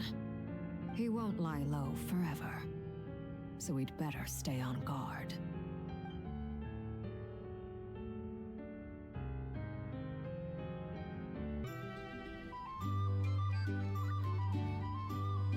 Ah, Lord Sangama Bay. How lovely to see you. I must thank you for the device you provided. It was an enormous help. Would I be right in thinking that it was developed by the Academia? Why come and ask me when you clearly know already? I mostly came to thank you. That's more like it. A little gratitude goes a long way with Lord Sangama Bay. Play your cards right, and you might even stand a chance of becoming my long-term supplier. The chance to work with such a kind and charitable investor as yourself would be a great honor for the Curatorium. Huh? Charitable? Who said anything about charity? First time hearing about it. Let's see. The first plot of land you purchased in Krai, your desert interests, and... Stop! What do you think you're doing? Exposing my investment history! It's nothing to hide from. They're all perfectly legitimate investments. And some of the land you purchased was with the intent of building a sanctuary? Yes, I heard about that too. How did you... You're a curious case, Lord Sangamabe. You don't like people finding out about your good deeds, do you? But I'm afraid no matter how hard you try to keep things under wraps, where there's a will, there's a way. You did it for Sumeru, didn't you? It was empty land that was gonna go to waste otherwise. I figured if I built something there, it might at least get some use in an emergency. Disasters are capricious things. They strike without any warning. I've lost family to a disaster before, and I don't want to lose any friends or business partners if I can help it. My elder sister used to dream of finding a sanctuary. Somewhere with plenty of food, water, and medicine. Where everyone could live happy lives. It was something I looked into, but after discussing things with the Dendro Archon, I decided on a more effective strategy. The tech people handled the tech, and Moneybags provided the Mora. It just made the most sense. It's a pity that so few people know the truth about you. Everyone says that you view everything in terms of Mora, and all you care about is growing your own wealth. So, what's the problem with that? Everyone wants to be rich. It's human nature. So yes, I love Mora, and it's nothing to be ashamed of. But surely you have dreams of your own beyond just making Mora. You don't get it, do you? My dream is to invest in other people's dreams. And, you know, make a nice little slice for myself along the way. Just thinking about it makes me happy. That sweet, sweet sound of Mora. Thank you. For the device? And the pendant. Oh, that. I was just returning a favor. Don't worry about it. Seems like we've both been away from home for a very long time. Yeah. So long that I barely remember what my family even looked like. That would be your mother, father, and sister? Yeah, though it's been years since my sister passed away. It's not like I want to forget them, obviously, but memory can be even more ruthless than the most calculating business person. Beyond a certain point, if something isn't helping you, it just gets rid of it. My sister can't help me now. Slowly but surely, her face is fading from my mind's eye. It's become a vague impression. Not everything will fade. When loved ones pass away, the beautiful memories are the ones that last the longest. Yeah, that's true. If you ask me, that's the one silver... Well, that, plus, I'm sure that life is much better now than it was back then. Oh, absolutely. I have tons of Mora, a big beautiful house, business is booming, and I'm as happy as can be. You've got a lot going for you too. Boss of the Curatorium of Secrets? I'm sure there's plenty of Mora to be made in that line of work. I appreciate the vote of confidence. How have you been holding up? Any adverse reactions? If you start to take a turn for the worse, make sure you tell me right away. You don't need to worry about me, Grandmaster. I'm fine. I mean, I barely did anything, so... What? You played an indispensable role in the battle for Krai. We can't thank you enough for your support. Sometimes, when people praise you, it's because you deserve it. The best thing is to accept it calmly and with grace. It's important to learn how to respond to words of admiration. Let's do a quick demonstration. Albedo, that was an incredible feat of alchemy. The pressure was on, but you worked flawlessly at lightning speed to get the job done. Thank you. I can't take all the credit, though. Durin played a big part in forming the alchemical array. See? Did you catch that? A masterclass in how to take a compliment. Okay, yeah. I did work pretty hard to help prepare for the battle. No point denying that. Hey, you guys! Hey, look who's bounced back. Looking good, traveler. Seems like you've recovered. You won't need to take any more medication. Can I get you a drink? Huh? You know how to order at a bar now? You've sure learned a lot recently. Handling a drinks order is ridiculously simple compared to alchemy. Don't worry, I'll blend into society yet. Paimon believes it. You're clearly a fast learner, just like your brother. To be totally honest, though, Paimon didn't quite follow all the details when you first explained the plan to us. Don't worry, that's completely understandable. Unless you're a student of alchemy, it's hard to grasp the principle and how the process works. To put it in the simplest terms, we saw how our enemy stole the power of Kuvaki. And that gave us the idea of stealing his power to turn it against him. When facing an enemy you have no hope of defeating, it's best not to engage them in battle. So, instead of looking for a way to overpower him, we decided to help Columbina get strong enough to at least stand up to him in a fight. For this to work, we had to analyze his modes of attack, confirm who his main target was, and make sure that he wouldn't go beyond the range of the alchemical array. For added security, we prepared a total of 4 arrays. But to mitigate the impact of the battle, we identified one location in particular as the ideal spot, which is where the confrontation took place. The alchemical array absorbed his abyssal power. Then Durin processed it to render it usable by Columbina. That power enabled her to do what would otherwise have been nigh on impossible. What surprised me was that Dainsleif actually agreed to join us. Given his history with Rerir, he had every right to sit this one out, but we're extremely grateful for the decision he made.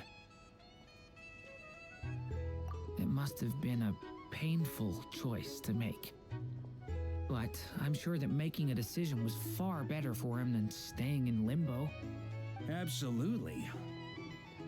He was torn between 2 paths, but in the end, he made his choice and stuck to it resolutely. He doesn't strike me as the sort of person who'd stay trapped in limbo for long. Anyway, however you cut it, everyone gave a stellar performance. And now, it's time to kick back and celebrate. That's the only reason you're here.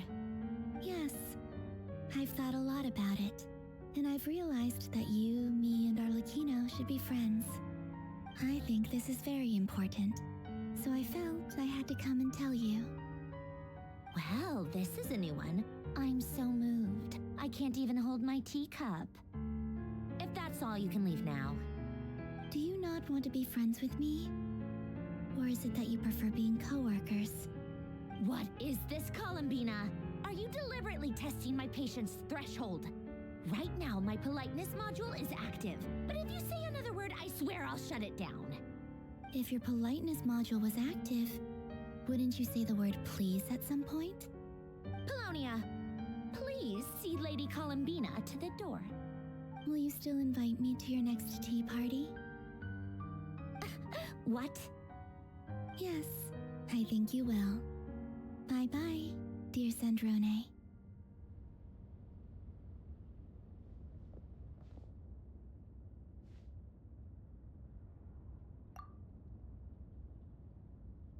Last time, the Wild Hunt escorted you out.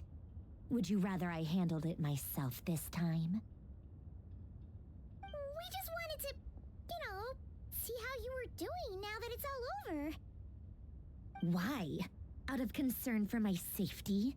I hope you didn't seriously think that the Rayhir of Solnari would be able to lay so much as a finger upon me, given how prepared I was. Mostly because you kind of helped us out, so we just wanted to check you were okay. Looks like all your robots are fixed, huh? Oh, don't you worry about that. Tea time is already a write-off. The visitor before you managed to kill my appetite. If you're in the mood for tea, go ahead and help yourself. Otherwise, it's going to waste. My coasters are still missing in action, though. Use this notebook instead. Whoa! Pretty hefty notebook. Look at all those calculations. You can ignore those. They're just dumb scribblings. I doodle and write in my free time. Sometimes I remember the distant dreamlike past. Sometimes I imagine the far-flung future. And other times, I grit my teeth and note down all the crazy nonsense going on in the present. Some people do the crosswords in the newspaper. This is my equivalent of that. Trying to predict the future is like daydreaming, and writing about the present just makes me furious. The past is my favorite. If nothing else, it's already set in stone, so I don't have to rack my brains trying to figure it all out. Huh. Although, having said that, the only vaguely interesting memory in my past is probably that guy they call Lord Artificer. Who else? Pretty much all the mecha in Fontaine are his personal handiwork. Wait, are you saying you know him? Like, personally? As a friend? I mean, I guess we were friendly enough. Yep.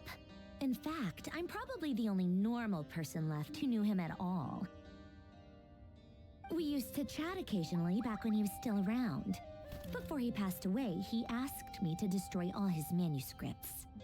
I honored his request, but I did read through everything first before destroying them.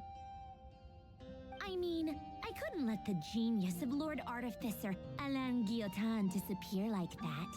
Would have been such a waste.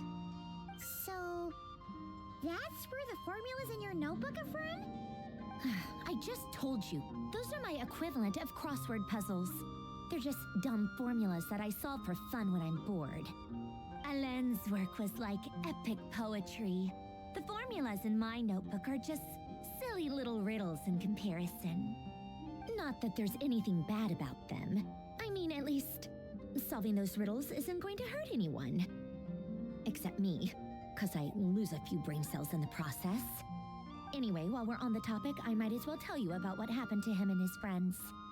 Alain Guillotin had two close buddies, Renee and Jacob. They spent their childhood years together in the Narzissenkreuz Institute. They were all quite competitive, so there was some rivalry between them, but it was a friendly rivalry.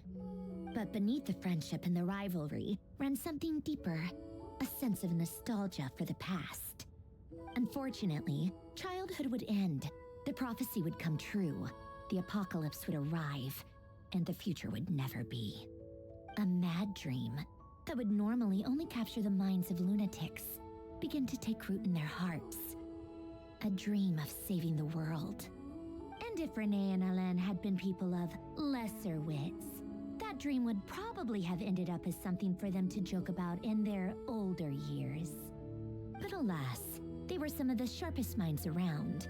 They nurtured that dream with the full power of their intellect, and it grew into something that ate away at their souls. The first of them to fall under its spell was Renee. Against Alain's wishes, he persisted in experimenting on a mutual friend of theirs to try and save their life. Alain did not approve and parted ways with Renee. It's complicated. Alain wanted to believe that Renee only did what he did for the sake of their friendship. But when he told me about what happened, I could tell he still had some suspicions about Renee's motives. Perhaps the seed that would grow into a nightmare had already sprouted in Renee's mind. Even then, the next time they met, Renee's soul had been completely engulfed by the dream of salvation. His futile attempt to change the tide of fate only resulted in a wave that swallowed up the world, even before the apocalypse came. And although that wave died down eventually, I hear that it just recently came back with a vengeance. As I understand, Renee wanted to live out his dream of salvation once more.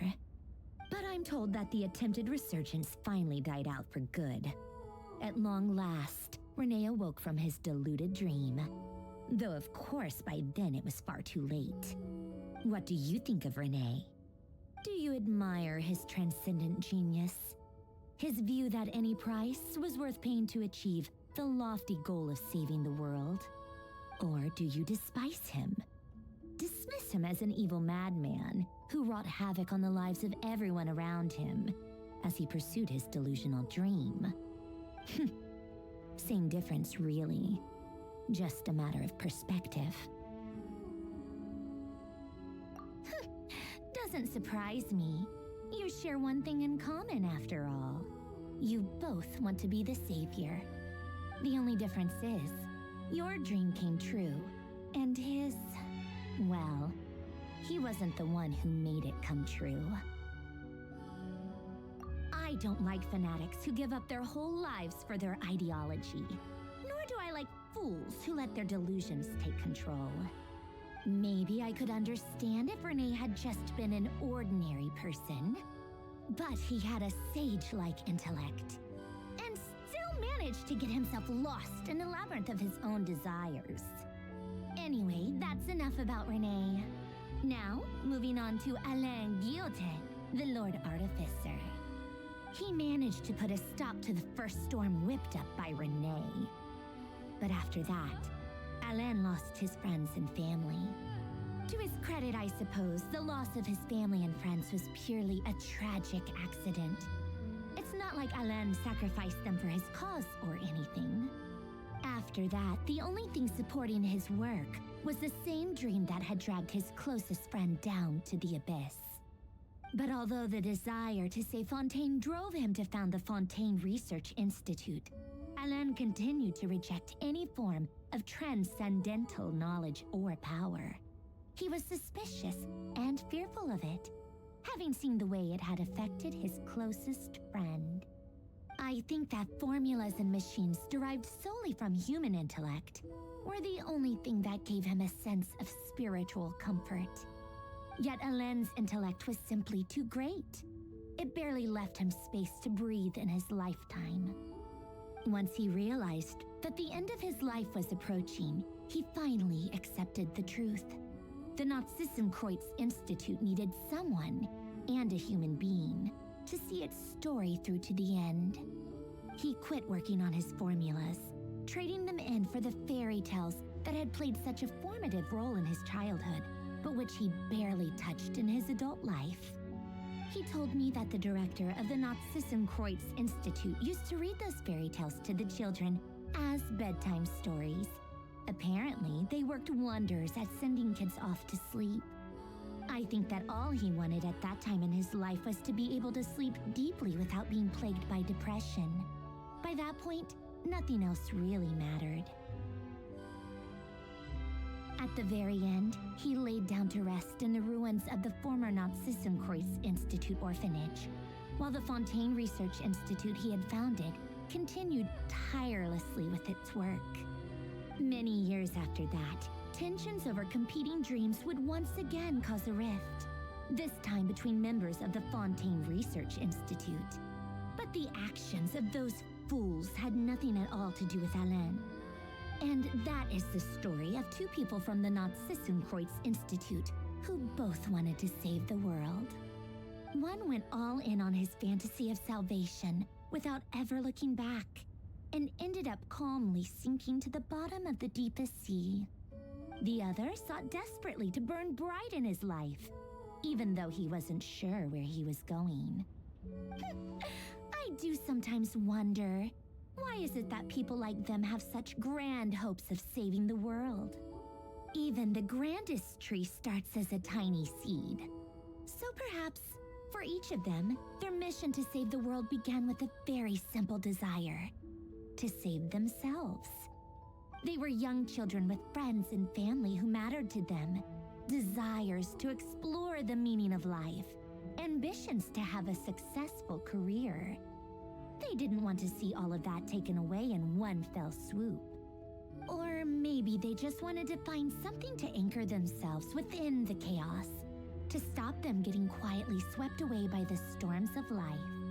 But instead, the search for their own salvation took them down the rocky road laid out by fate.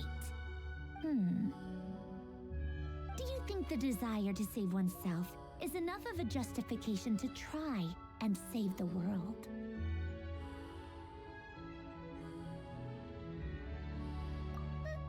The way you said that sounded just like Alain. I asked him the same question back when he was in his prime, putting all of his energy into his work. He gave the exact same answer as you did. No elaboration, just a quick short answer before getting right back to his work. He was always that way. All right, tea time's over. I owe Arlecchino a favor for telling me these stories. I'll have to bring a whole sack of gifts the next time I visit the House of the Hearth. I'm gonna go tinker with Polonia now. You guys can do whatever you want, as long as it doesn't involve interrupting me. Polonia, exit hibernation mode. Begin diagnostics.